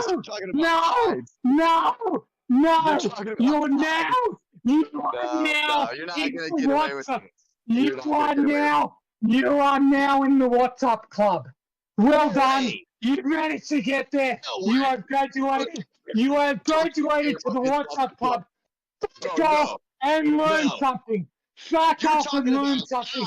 Go and fucking read up on some fucking physics. You ignorant fucking waste of biomass. You burden. You fucking deadweight social loss. You are the walking deadweight that your family is embarrassed to talk. He's a pleasant chap, this PhD Tony, isn't he? You're liking Tell us this? what you really feel. This is, I mean, like, there's a few more minutes of this, yeah. But this is PhD Tony showing his globe physics knowledge.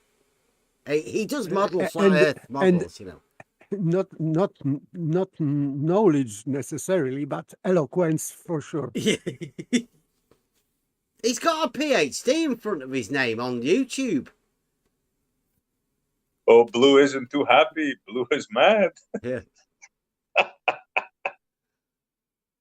I think that's why these university professors and PhDs sent other people to, for example, to talk with UBEF or whatever, or even with flat earthers, because they are not able to discuss things in polite way, maybe. Yeah, I've said so that Blue, and they are not enough intelligent, to be honest. let me say something to Blue, if I may. So Blue, you don't like this, right? But when you put out, for instance, me, you put me with a donkey thing. One of your videos there, well, a couple of times. Is that okay with you? That's not the same thing. That's allowed. This is just playing a clip of a conversation. Yeah, he's getting his panties all in a twist. Oh, come on. No, you can't be doing that. Just a conversation. Show him what it's like when you talk to... Because you have to remember, just being normal people who, you know, brought into this by this type of behaviour. I purposely came in wondering what's going on. Why are these people acting like the way they do? There's another one who's a crazy case, is Fight the Flat Earth. They seem to get too triggered about reality things. Do you want to hear the rest of this? I've got to go and make a brew, so we go. PhD Tony PhD Tony. It's a You- tide, dude. No, Nothing. you have abdicated. You have abdicated your right to speak without me shouting you down. You had your fucking chance. You had your fucking chance to listen to what I had to say. And at no point in this exchange whatsoever had you listened to a single thing that I fucking said. You didn't listen to me about earthquakes. You didn't listen to me about gravity. You haven't listened to me about water level. You haven't listened to me about sea level. You haven't listened to me about. You shut up! Shut up! You haven't. You haven't listened to me about GPS. You haven't listened to me about the shape of the earth. You haven't listened. You haven't listened to a fucking thing I've said. No, I'm going to keep talking, and you can try talk over me. You can try speak now, but you've abdicated your right to because you've shown that you've got no interest in truth. Interest in truth is the fundamental basis of, yes, I'm going to keep on yelling.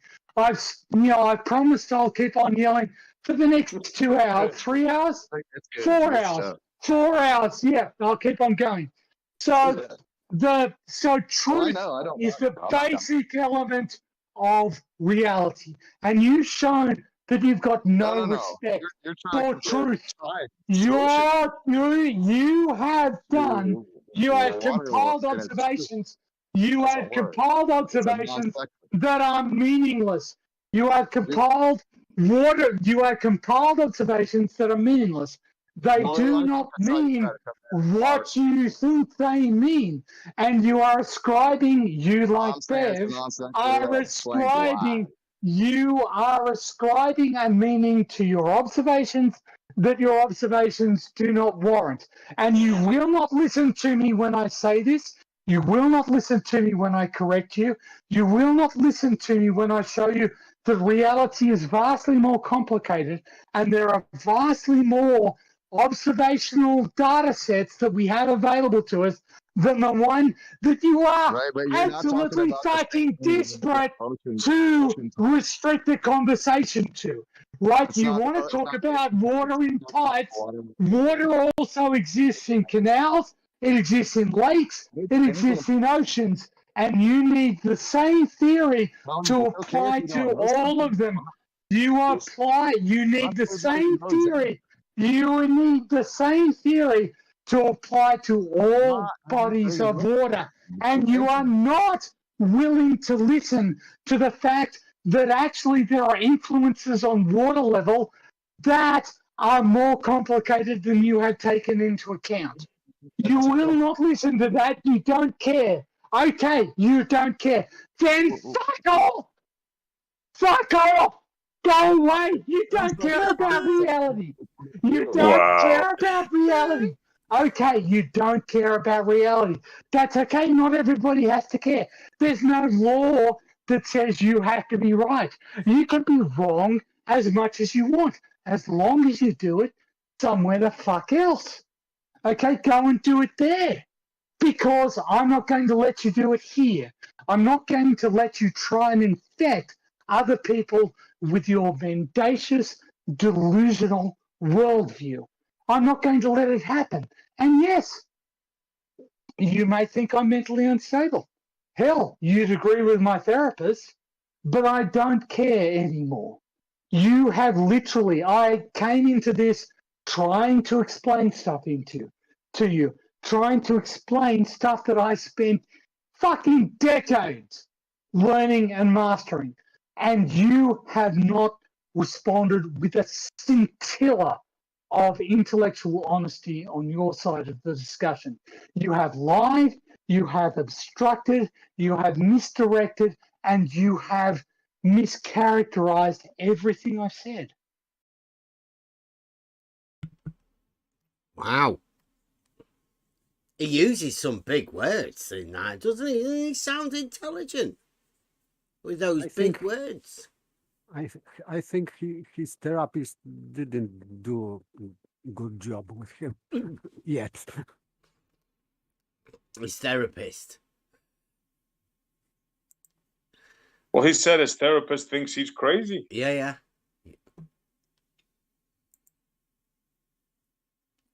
I've got this one. Then fuck off! Fuck off! Go away! You don't care about reality. You don't care about reality. Okay, you don't care about reality. That's okay. Not everybody has to care. There's no law that says you have to be right. You can be wrong. So, are you of the opinion that there are two separate levels? Two separate levels? Mm-hmm. No, I'm not sure what you mean by that. Well, but what an auto level, the tool? Two separate auto. What? Right. Okay. An auto level. Yeah. That tool. What does that do? Sets a horizontal. Okay. A water level. What does that do? Sets level lines. Okay. Is there a difference between level and level? No, there's a difference between horizontal and level. Yeah, but one of them, the auto level, does an auto level, doesn't it? Yeah. Okay. But that's horizontal. No, you can't be mixing the words here, Bev. Is auto level, what the level refers to there is in a differential leveling. That's how the tool's typically used, is in a differential leveling. In that case, you do not set a horizontal, you set a level. Do you like that one? That was nice too. He thinks that level is straight, I think, still. Yeah, I think I'm mistaken. Yeah, they have to have the normal level, but then they have to have the globe level also. They have to have both. It's diletheism. Diletheism in the heart of the globe model has to. I have to think two things can be true at the same time. Two different levels. Crazy stuff. But that was a good one, right? Within 1 minute 20 seconds, conversation about me asking him if there's two different levels, and he acted like he didn't know, but then explained to him, and yeah, he does know there's two different levels. It's that hard talking to people sometimes. They don't even know what they're thinking, and you have to sort of let them know and break it down to that childlike level to get them to basically admit that they do actually think that certain thing. It's crazy. They say we don't understand the model, but I think we do. And we keep reminding them certain aspects of it when they forget. Yeah, they seem to forget, don't they, about their own model. In fact, they don't even know half the time the model. I think most people people in reality don't realize that these contradictions they have to hold anyway. This one's called A Change in Vertical Is. I think this might be blue. As you know, surveying, especially elevation checks and all of that, is based solely on horizontals being parallel, right? Well, that isn't a curve, right? That isn't what they do. They measure a drop in the vertical, don't they? When you're doing surveying on your measuring rods. Yeah, you do. And that's if it's a change in the vertical, then what do you call that when you're measuring, when you're doing your surveying? change in elevation. Right, okay.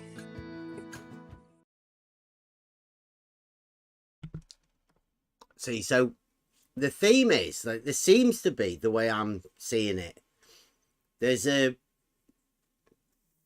three different ones of this. There's the water level that has the midpoint in the middle of it, right? So it's either horizontal or three different horizontals. There's the one that's based around vertical and horizontal being perpendicular. And then there's another one that's based upon the vertical change within elevation. Like three different things here, I think, in order to for us to get them to do to get them to do, if we were to clip them, but give them a logical argument based around these facts of the globe. You know, like if globe, then globe fantasy. And then I think there's probably like a modus tollens for that. I think. For any argument that these guys won't make up for themselves, I think there would be, if globe, then some sort of ridiculous consequence, and you could say that does not occur. And I think it's what I need to be doing is trying to marry these little clips up together so that you can show either a contradiction or the way that the globe model is going. So, reductio ad absurdum, in their own words. Mm-hmm. Yeah. Would you like it? It's like an art concept to piece all of these things together with the conversations that we've had. Yes, it will be funny, I think, and very learning. So I think it would, yes, it would be, I think, hard work to do, because it's hard to find any semblance of reasoning in that statements. But yeah, I think that reductio ad absurdum would be quite easy to find, because they are already contradicting each other, and even themselves they are contradicting. So I think it is possible to do, to make this this reduction into absurd. Yeah, I think as a group of us, there is definitely fun to be had with seeing their contradictions, working them out, coming up with some sort of a logical formulation, and then making them make the argument, because we know that they're too shy, let's say. They don't really want to come and join in with logic, so we can show them that they can. Anyone can do logic. It's really simple. Logic with laugh. Yeah. Good learning. Exactly. Fun learning for everyone. Logical learning.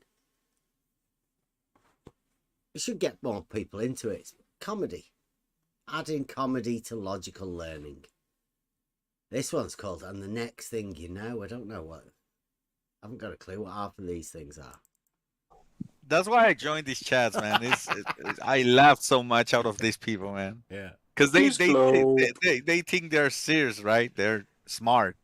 Oh yeah, they have to win the argument all day long. They know so little about what the subject matter is they're talking about. They just want to win the argument. So when they say something really stupid, like a square's got an R value, they can't back down from that, because they literally have no idea. They're ignorant of the actual geometry, and they don't realize how stupid it is what they're saying. They lack humility, right? That's what it is. They are not humble enough to say, "Well, I made a mistake.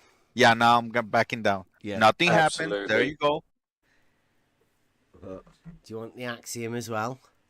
Triangle axiom. It's all fine, Biff. Yeah, For I think we Euclidean would. geometry, yes. This is a good all one nice for straight Blue. line. Well, that's what it is, right? No, In this is reality, we spherical. use This is Euclidean. spherical trig and spherical geometry. No, that's it. It's not Have the you same heard of thing. a sphere? It's There's a a whole world full of three-dimensional stuff out here that Euclidean you don't know shape. about. This just happens to be one of those things.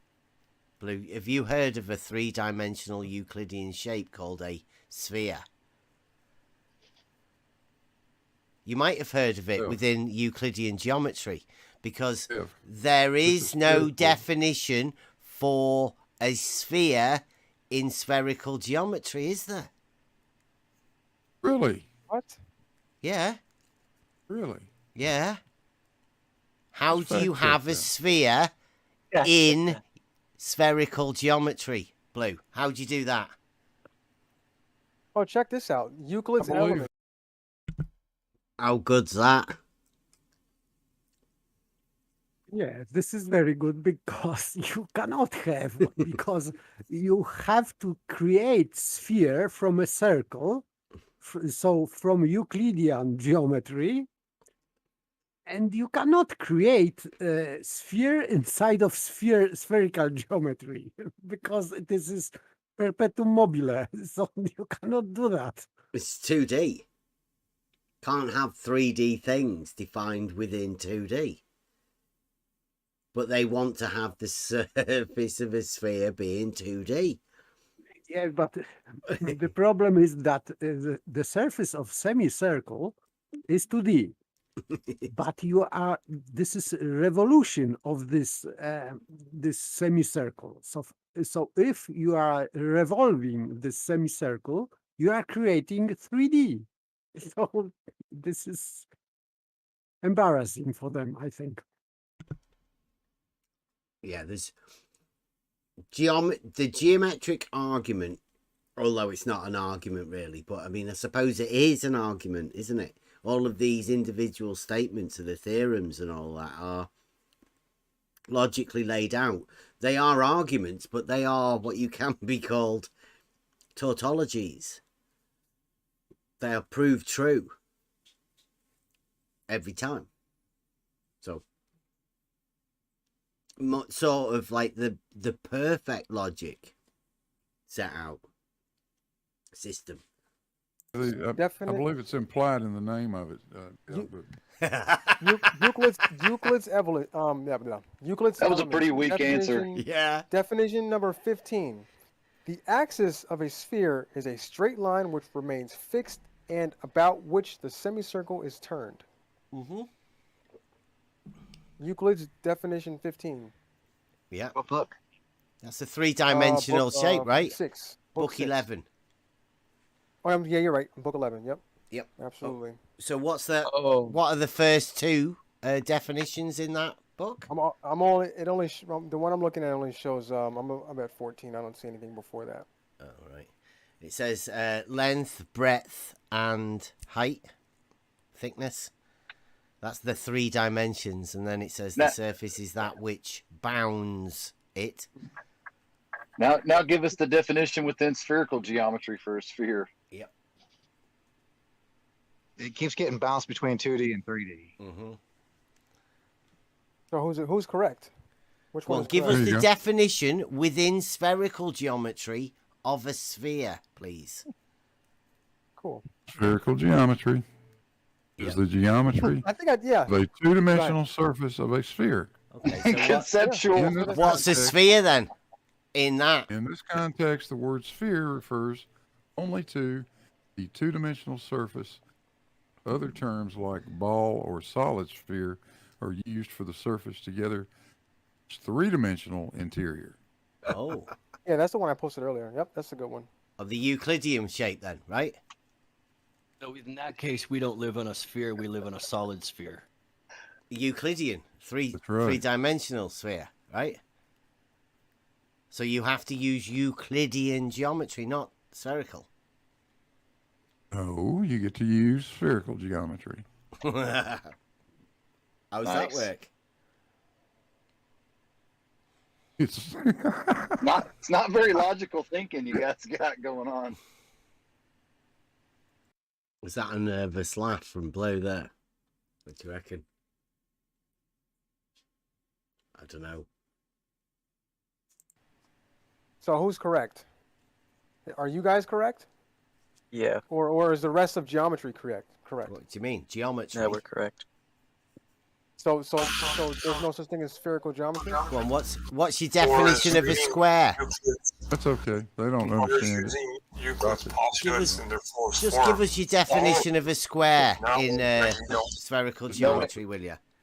No point in going any further with this. Yeah, it's cool. Come on, It's B-ball. just simple denial. Just give us a quick square. A quick square. Come on, B-ball. Have you rewritten the books, Bev? I'd like you to. Should we all go with you? Just send us your definitions. Just give us the definition of a square in spherical geometry for us. I don't think that. Why? What's the point of that question? It would show us what you know about your spherical geometry that you want to claim. A square. Yeah. A square or a solid square? A square. Just a square. See, this is the part where.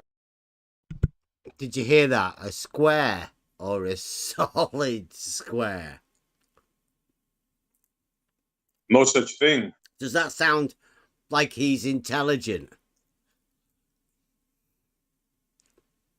Like an African or a European swallow? Sort of thing. A square or a solid square? Don't I sound clever? Do it again. I don't know who it was. He said that. Genius. Square.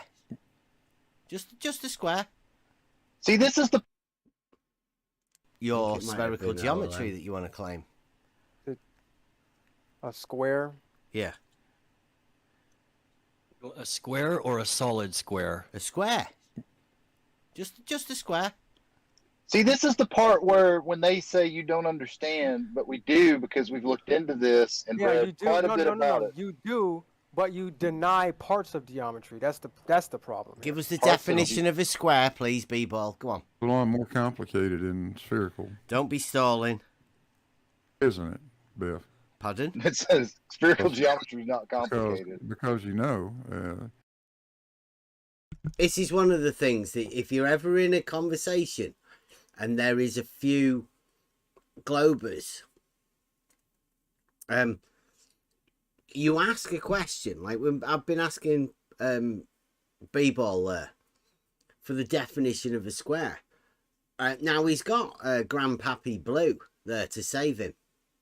I don't know why. Blue should have left B-ball to answer that question. Should have said, just answer it, B-ball. Give him the definition of a square in spherical geometry. But Blue doesn't do that. Blue comes to his rescue, puts his white knight, rides in on his horse. Here he comes. If you want to define a square as an object that has only 90-degree internal angles. Uh-huh. Square in spherical geometry could have 3 sides, 4 sides, or 5 sides. What? What? Sure about that? No way. What do you reckon? You want to hear that again?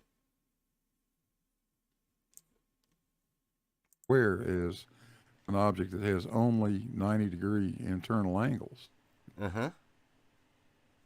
Square in spherical geometry could have 3 sides, 4 sides, or 5 sides. What? What? Sure about that? No. Blue marble science.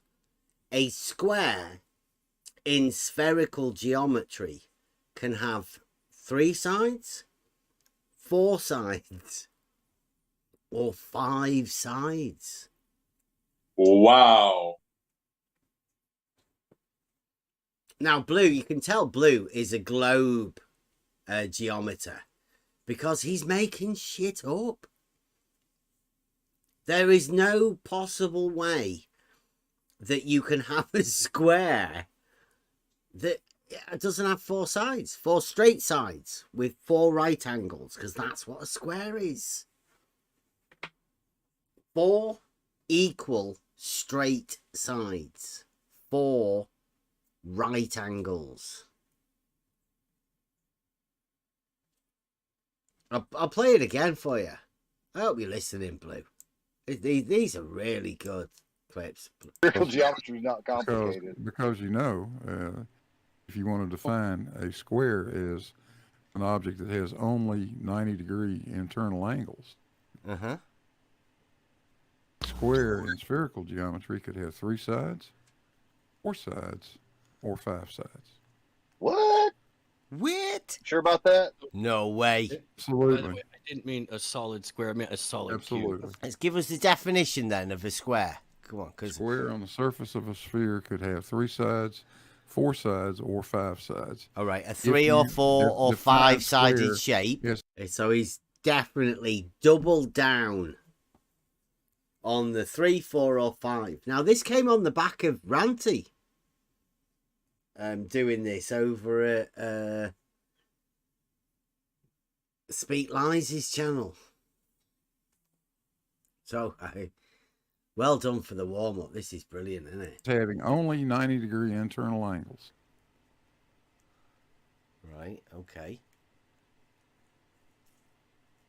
Anything else? Now, if you want to define it otherwise, yeah. If you want to say it's a 4-sided together, yeah, only works in plane the problem geometry. is, so pull up these definitions. But if you can have a great, you guys agree with certain definitions, but you deny other ones. If you have a great circle, right? If you divide that into 4, could you call that a square? No, you connect. That'd be you 4 connect straight and lines spin it. connected together with an angle. Oh, in Alien between. has posted it right there. That 4-sided shape. little GIF he's got going on. It's funny, in his book of the elements, he calls a line. Geometry. 3 sides. All the angles are 90 degrees. There's only 3 of them. So there's only 3 in that picture there, and he did say that 4 can only happen on a planar surface. But somehow Blue managed to end up saying 3, 4, or 5. This is not a definition, because definition cannot be or, because or means contradictions. So how can you give a contradictory definition? For example, that this object is defined as black and white at the same time. This is black idiotic. or white. Yeah, yes, all white at the same, all black at the same time. This is idiotic. Maybe he wasn't well that day. Yeah, I say like it's because B-Ball was struggling, and B-Ball needed help. B-Ball can't think quick enough. He's not had any practice in the trivium. So Blue had to come to his aid. Unfortunately, Blue's not had any practice either. And he just found himself making a load of shit up, which is the way that the globe model lives, I think, in this fantasy world. This is... Oh, no, wait a minute, that's a bit too long.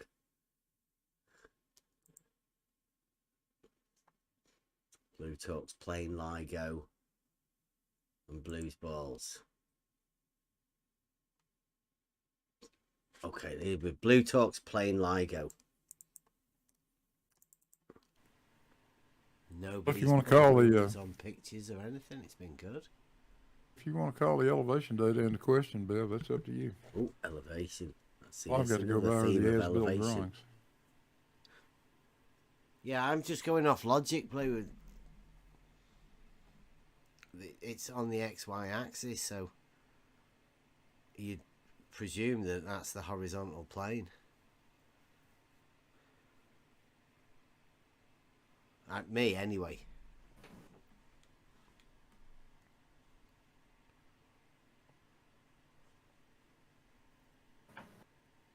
I presume they can set the plane anywhere they want to set it. as the report says, to minimize site costs. That's construction costs. I just have that X and Y as the horizontal plane, and the Z-axis is the vertical change in height, elevation change. It's pretty simple. There's definite elevation change.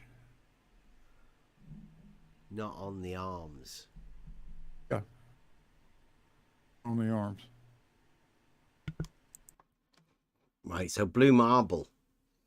From what we've got earlier, Rumpus said no elevation change at level horizontal. And that would be the straight line of LIGO. But blue seems to say here that there's an elevation change on a straight line at LIGO.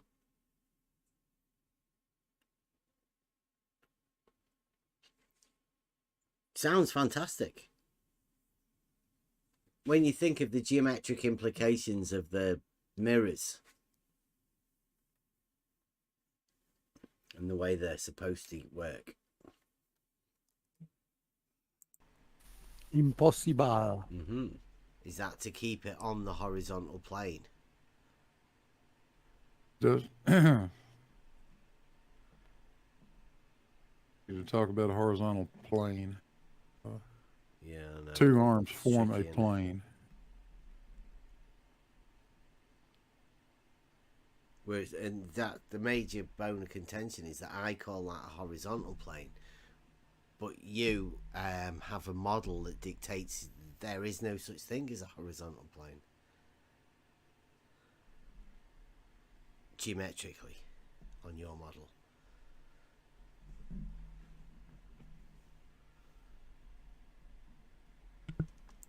See, that is very telling, isn't it? I say straight to his face that on their model there is no horizontal plane, and he can't reply. Can't agree.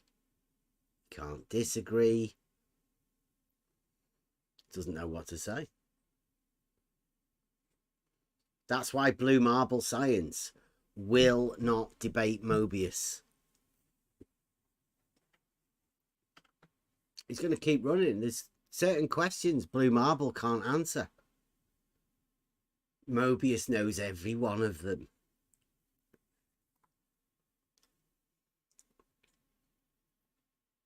No wonder Blue's like he is. But not in reality. You can call it what you like, but you got two 2.5 mile long tubes joined at one end effectively. 90-degree angles to one another. And those two arms define a plane. That plane could be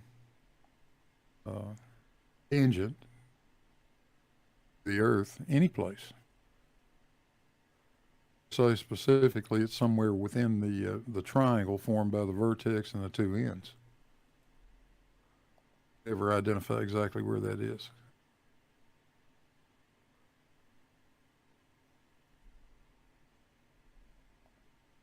Yeah, like that. That's the way I have a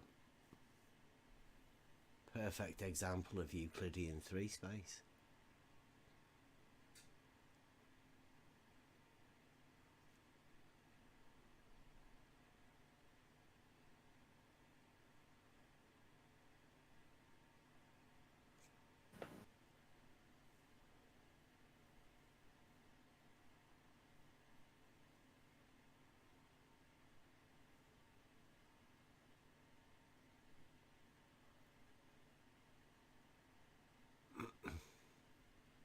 So you guys don't have that. Like I'm just reading your chat. Awkward for him with the horizontal paradox. They even Rakir was saying they even call them the X and Y arms. I mean, surely that's what they mean, right? I don't know where that came from, Biff. What, the X and Y arms? Put that on there. Does that come from LIGO? No, I put it on there. Because that's what it is. The X and the Y and the Z. I may have got the X and the Y the wrong way around. I don't know. Like Rakia said, I don't know which arm. Well, you're the one that put them on there. Why'd you put them on there the wrong way around? Just because it's X and Y. And Z, just because it shows the Euclidean 3-space. Well, I've not seen a drawing from LIGO calling either arm an X or a Y. Calling the west arm and the east arm on all of the as-builts. What, west and east? Yeah. I find that amazing. The west and the east. He doesn't call them the X and the Y. And I'm pretty sure that Rakir was talking to us like he does after he just called them up and talked to either the security guard or I can't remember one of the days, but he said that they call them the X and the Y arms. It was after I'd done this, the drawing, that he said that. But it just makes sense, doesn't it? They're perpendicular to each other. Why would they not call them the X and the Y arms? Makes sense to me. What doesn't make sense is west and east. There's 180 degrees between west and east. There's only 90 degrees between these two arms. So west and east doesn't sound right. But I mean, again, Blue Marble Science is known for making mistakes. Oh, not making mistakes. Purposely putting in mistakes for people to find. They're perpendicular, right?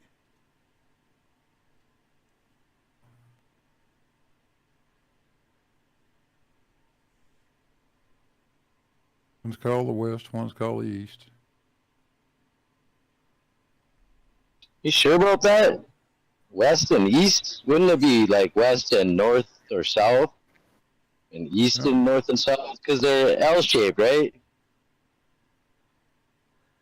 Sure. You know what I mean?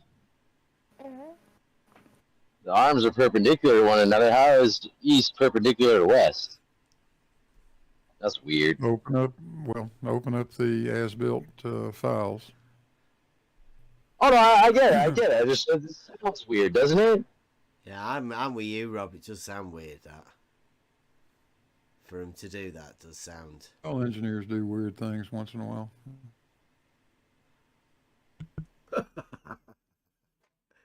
All engineers do weird things. Once in a while, like label the arms that are perpendicular, east and west. Doesn't make any sense to me. So he's not guilty because these engineers do that.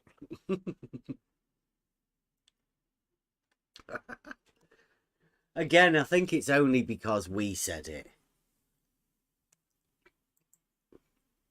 This one's called Blues Balls. If we just shown that your torsion bar has not eliminated a certain variable, a very important one, doesn't that throw your whole experiment, like, I hate to say because you put a lot of work in it, doesn't that throw that out the window? Not a bit. It had no effect on the accuracy of the measurement of gravitational constant. Well, how is that possible? We just shown that at an earthquake. That type of motion is not the motion we're measuring, see. Yeah, but the torsion bar you just said yourself got affected. Wait, it wiggled up and down as far as I remember, not left to right. Yeah, it's the opposite. That's the wrong direction. We're measuring the torque in the wire, the twist in it, not the forward and backward swinging of the torsion balance. But it did affect the torsion balance itself, right? That thing, the main thing that is supposed to be, independent of everything, right? Does not affect amount of deflection of the torsion balance. It only caused the laser to bobble up and down because the entire thing was swinging like a gravity pendulum. That's what causes that. Actually, it didn't affect the torsion balance. It affected the room, not the torsion balance. I didn't understand. The torsion balance is the room was moving, not the balance. See, this is Chaiki coming in here, Blue. I mean, if you want to... That's how seismograph works. You have a heavy weight that doesn't move because it has inertia, and everything around it moves. What do you think of that?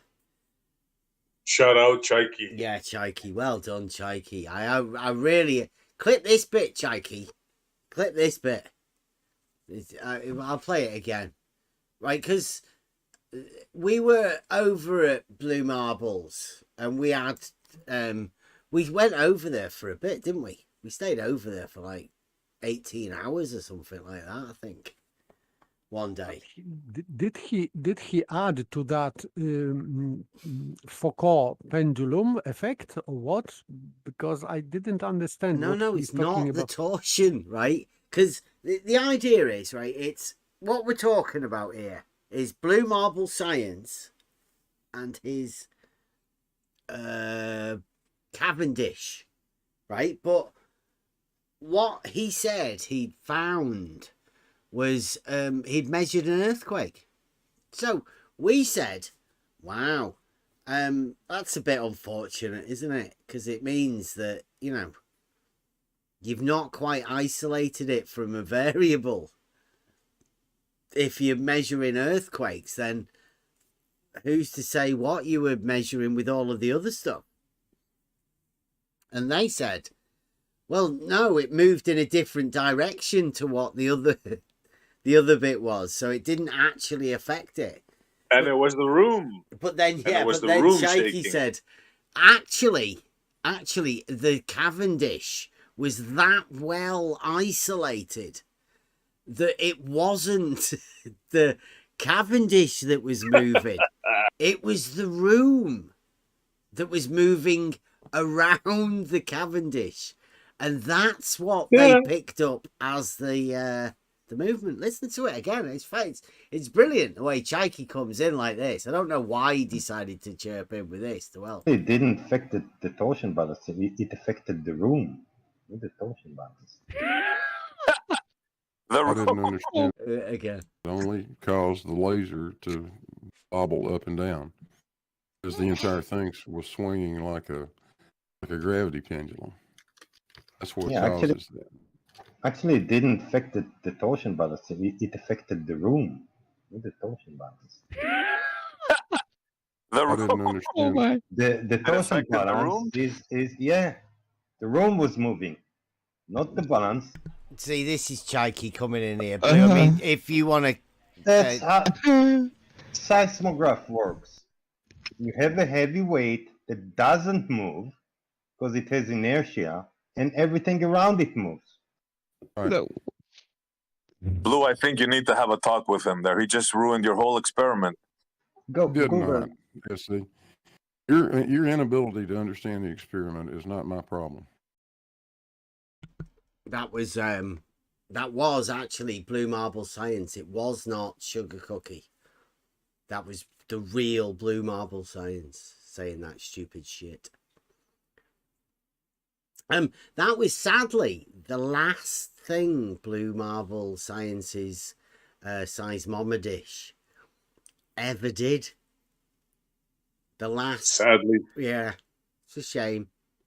Some sadly could say say, it was actually Chaiki that fucked the shit up out of Blue's legacy of the seismometer. That didn't help. Chaiki did not help with that room. Yeah. Many years of hard work lies gone in cinders because Chaiki went on the scene. Chaiki was there, white knighting Blue, thinking Blue needed help about his... And he buried him even deeper. Yeah. Is there any wonder Chaiki's now on Twitter? Where did he go? He went to Twitter. That's where Chakey's gone.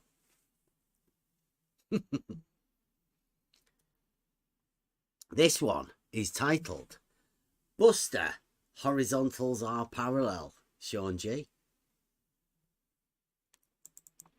You just get one clarifier. You agreed when Bev was saying differential leveling and you close your loop and you can be within a millimeter accurate? Absolutely, you can be even more accurate if you really want to get down to it. Well, that if you're doing differential leveling and you can get within a millimeter accuracy, doesn't that mean all your horizontals are parallel? No. No? No, they're not. How can they not be? Because Earth is a curve. I'm sorry. Yeah, but you closed your loop. How else to say it? Yeah, the number's still out. You closed your loop. Yeah, that's just going back. You're not saying anything. It's just going back and rechecking. Everything has to verify itself into itself. I'm going at a 1% over that distance. Sorry, they're not. Are you sure you've done this, Sean? Yes. I can. I'll find pictures for you. I'll go through my phone. Hang on. But you do realize that when you set that up and you do differential leveling and you go like you shoot maybe over at an angle to one spot, a horizontal, you get your reading. You might go a different distance to the right at another angle. Yep, and like then polygons. so forth and so forth. And you're going to do that over and over again as Different in this situation. each time, right? Exactly. Possibly.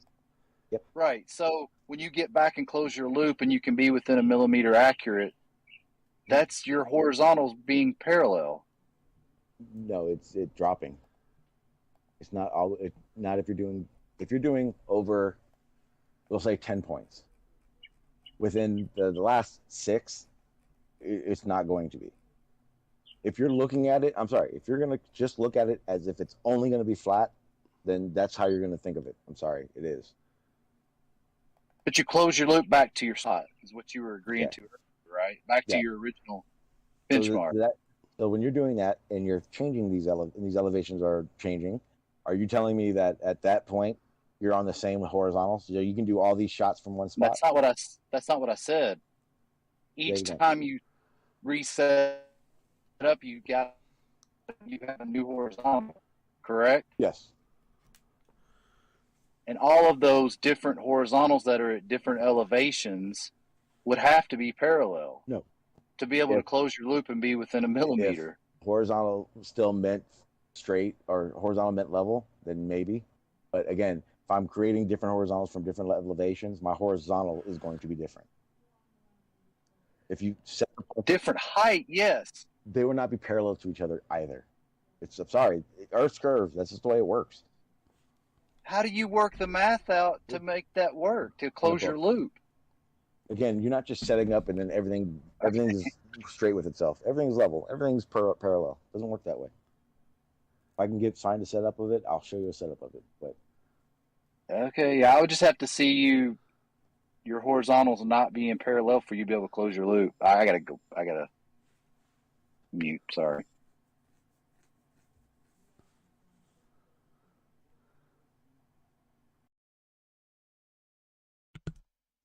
Well done, Buster. That's how easy it is to see what's up with these people. That was Sean G, another guy that's obviously pretending to be surveyor.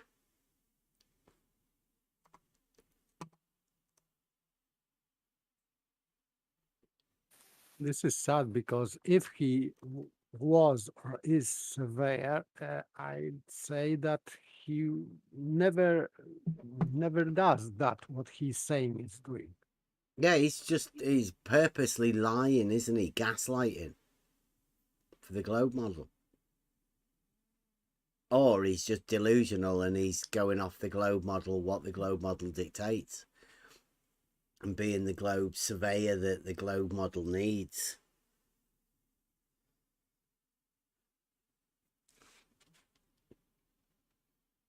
Very sad. This one's Earth is flat, B-ball for what's up. Well, but here's the thing, though. You guys will pick one definition and swear by it.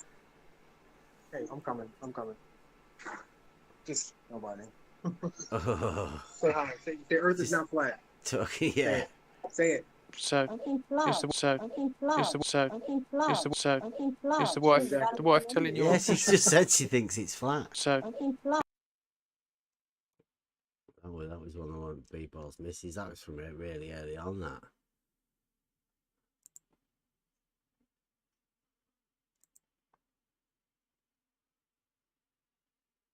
Eye level Chad. We've got an eye level expert in here. What was it that you said about eye level?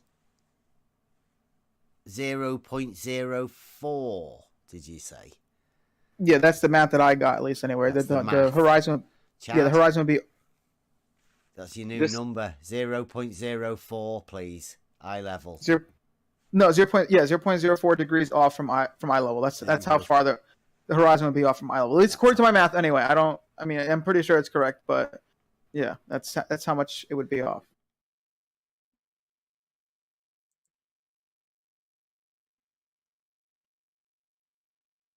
Oh, here, this is one. Now, no doubt, this will probably end the conversation, because this is the top globe guy, I think, for all of them. It's going to sort this out. Your horizon is all around you. A cross-section is a 2D shape, in this case a circle. And 2D shapes are flat by definition. 2D shapes are flat by definition. Flat by definition. Flat by definition. Flat by definition. Flat. What you morons need to realise is that 2D shapes are flat. Flat by definition. There you go. I think I may have mixed that one up a bit. 2D shapes are flat by definition. I think that Fight the Flat Earth should have a word with some people who would disagree with him. Yeah, we're going to have to be able to do a logic for the 2D, 3D. Because I think there's one, like, if a circle is 2D, then a sphere cannot be 2D. Obviously. Yeah, that's that modus ponendo tollens. Both things cannot be. What about this one? Now, this is something that I saved from a long time back. I think this was from when we went on McToon's. I think Cleary's in the thing. So, but this is George talking about George. Where's George? George Nutsack. Talking about a fishing line sag test. Ranty and many other people have done it, but I mean, I bet people didn't know that Ranty started that off, and then George is the one that came up with it. Listen. I've worked out the mathematics for sag in a line, and I'm doing a video on that, the mathematics of that. And I've been talking to the owner of Finn's Fishing Line, and he's sending me about 1,000 feet of spectral line, his top of the grade fishing line, and I'm going to be setting up a horizontal tangent between the two ends of the line to see how the actual sag in a line agrees with the mathematics, and I'll be doing it for different tensions in the line and different line lengths. Test. Oh, that sounds cool. That's Ranty's test, right, George? Well, I'm not. I mean, this is not for flat earthers. Cleary's This is muted just as well. to Is show that the for a agreement reason? between experiment and mathematical modeling. All right. Well, Ranty did have that test, though. Did you say you had it before him or not? Cleary is I muted. know that this is something that McToons, you know Ranty's that. been wanting to do, and Jaron and a bunch of others. And if you want to look at the mathematics, you'll see the how it works, how to predict the sag in the line given a certain amount of tension in the line and the length of the line. All right, horizontal, right? You say Yeah. a horizontal between the 2 points, between the two ends. Take a line, take a cable, stretch it out. Say take 1,000 feet of line, stretch it out, put a certain tension in it. Yeah. In the center, the line is going to sag. The mathematics that I've worked out will predict how much sag there will be at the center of the line given the length of the line, the weight of the line per unit length, and the tension in the line. And I'm going to see how it conforms with actual field measurements. Yeah, what's that got to do with the horizontal? Has nothing to do. It has nothing to do with this. You did say horizontal, this is a though, test. didn't you? This There's has people nothing other to than do you in the with world, what you're Bev. doing. No, he All did say said- horizontal. all I just doing is- wondered what he was doing. All I was doing was informing Micktoon that I have a nice little video coming up where I'm going to do some field tests and see how it agrees with the mathematics. It has nothing to do with your test. Oh, fuck. Okay. Promote it. Can we have a chat about that sometime then, George? Because we haven't really gone over our test. Or you wait and watch my video, and then if you have comments, I'll be more than happy to answer them. There you go. Okay, after the fact, right? Well, why Yeah. not? Why? What's the point in discussing it before the fact? Until I present the mathematics and actually make measurements out in the field, what's the point of doing it before then? Well, it sounds like you've robbed it off Ranty. I'm sure that sounds exactly like what Ranty was talking Dear. about. All right, let's move on, Bev. Come on. So, here's the thing. I think George realised partway through that the horizontal. If he's measuring a sag, he has to measure the sag from something. And since he's measuring it in the centre, he has to establish a horizontal from one point to the other, a straight line, what we call a horizontal line. And then he has to measure from that line down, vertical, for the sag. He needs a straight line to be able to have the measurement that he requires. Which means there must be some way for him to establish a horizontal to measure the sag.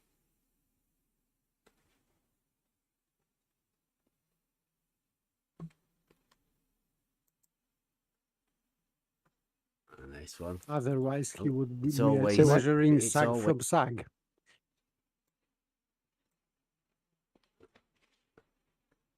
This one, I think we're talking about the horizon above the crosshairs. I think it's always Say what? It's always below, isn't it? The horizon, especially if it's Yes. over water. See this Yes. one here as well. You With want to low get this one as refraction, well. that's true. I agree with See that. that With one, low Brandon? refraction, the horizon will be below the crosshairs. Yes. That's the latest But one. you can end up with conditions where you have high refraction, where things will loom up in the background, and that water horizon will rise above the crosshair. I've seen that plenty of times.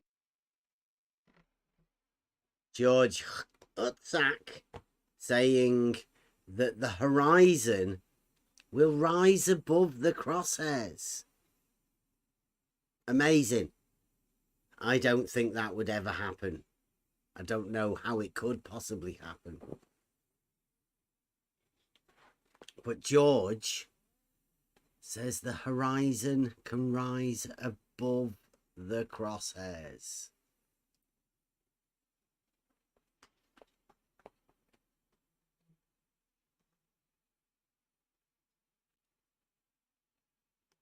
I could go. I've got loads more. I'm only on G on the second file, but I think everybody's getting a bit bored of it now.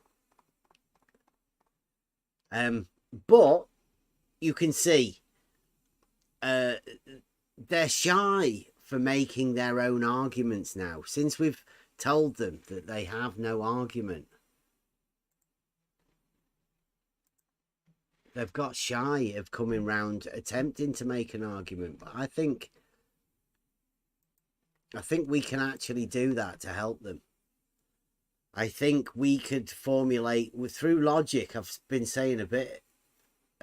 Through logic, we don't need a certain group of people to help us out.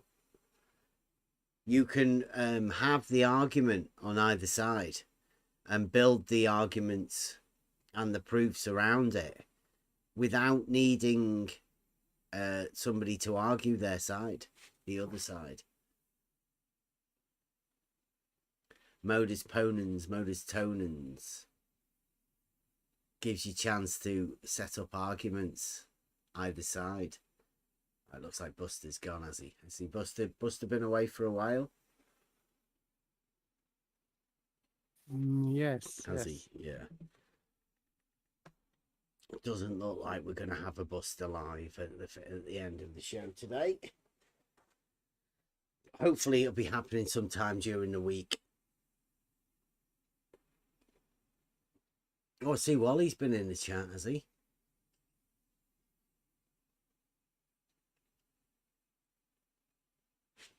Wally, that's good.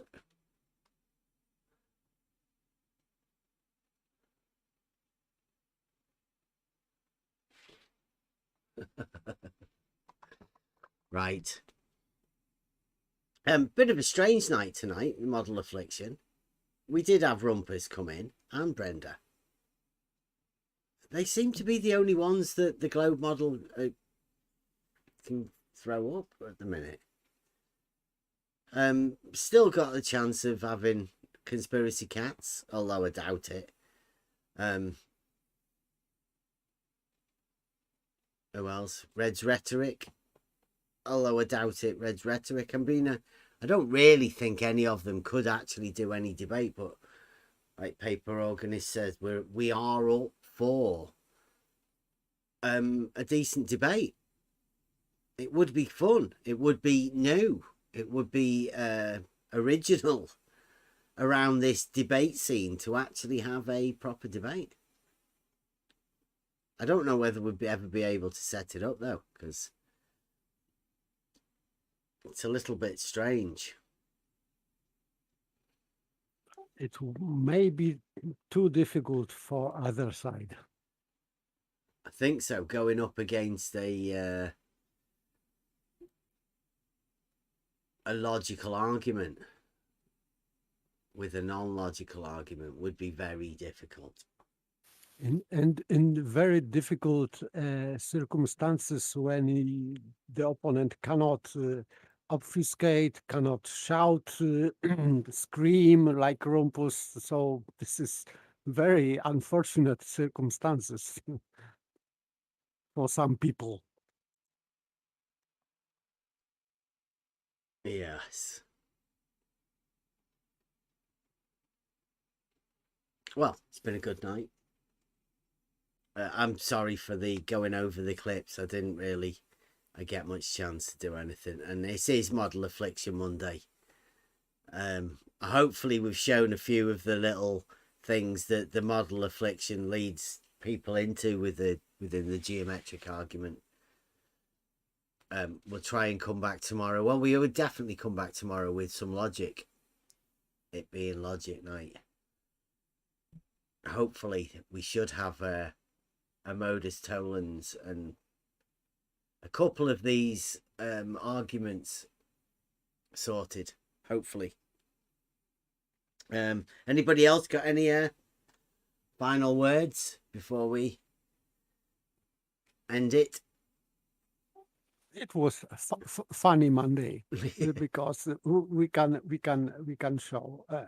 You showed that this model affliction is maybe funny to hear from time to time. Yeah.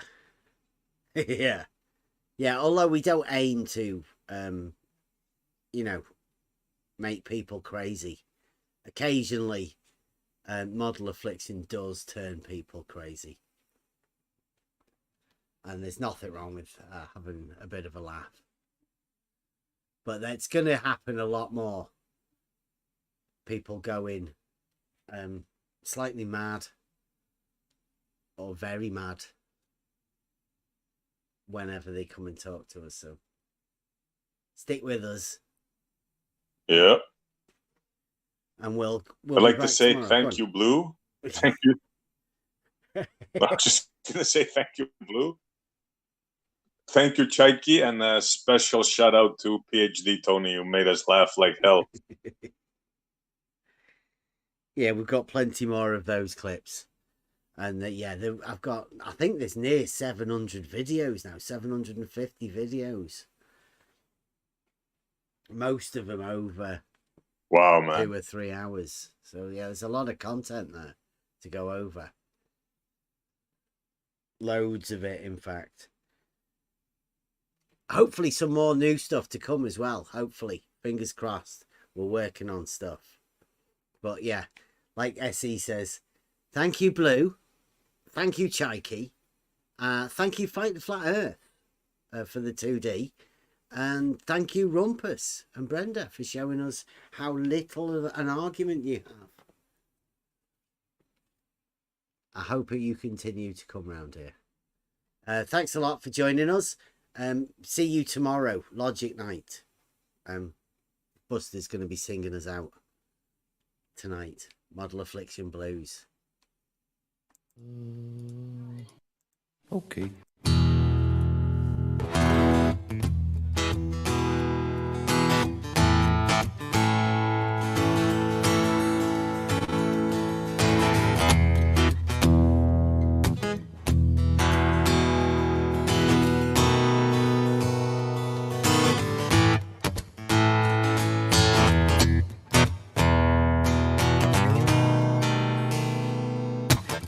Is it a hump or a drop? What do you say?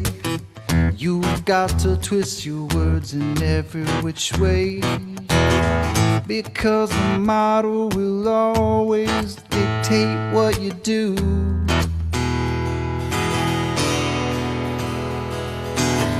Everybody knows that you've got the model affliction blues.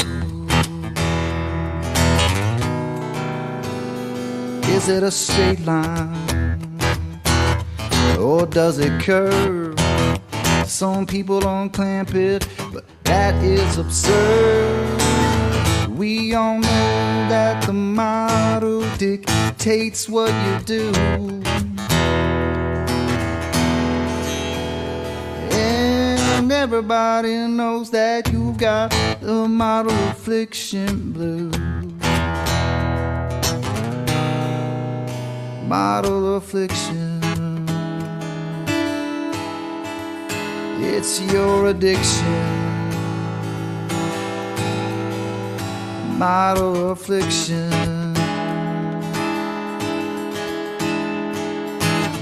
it brings you so much pain. It's your ball and chain.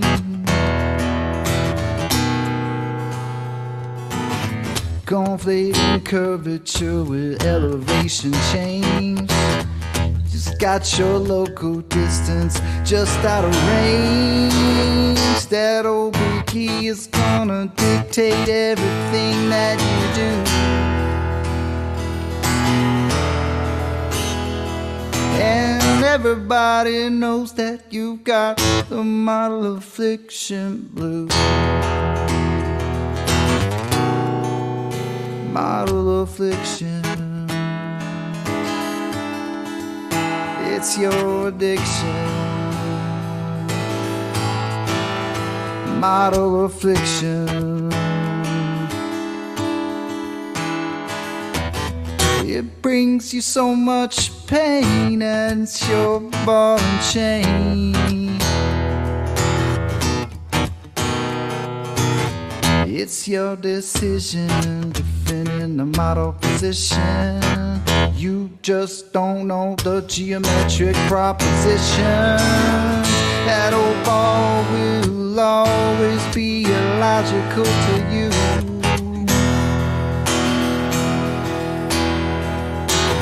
That's why perpendicularity is a puzzle to you. Model affliction, it's your addiction. that old model affliction. It brings you so much pain, it's your ball and chain. And everybody knows that you've got the model affliction blues.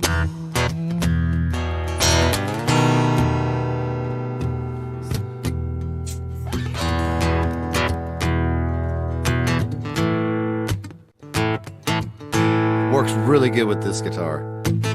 Is it a hump or a drop? What do you say? You got to twist your words in every which way. We all know that the model dictates what you do. Well, we know you got it, the model affliction blues. Model affliction. Model affliction. Model affliction. Well, we know you got it, the model affliction blues.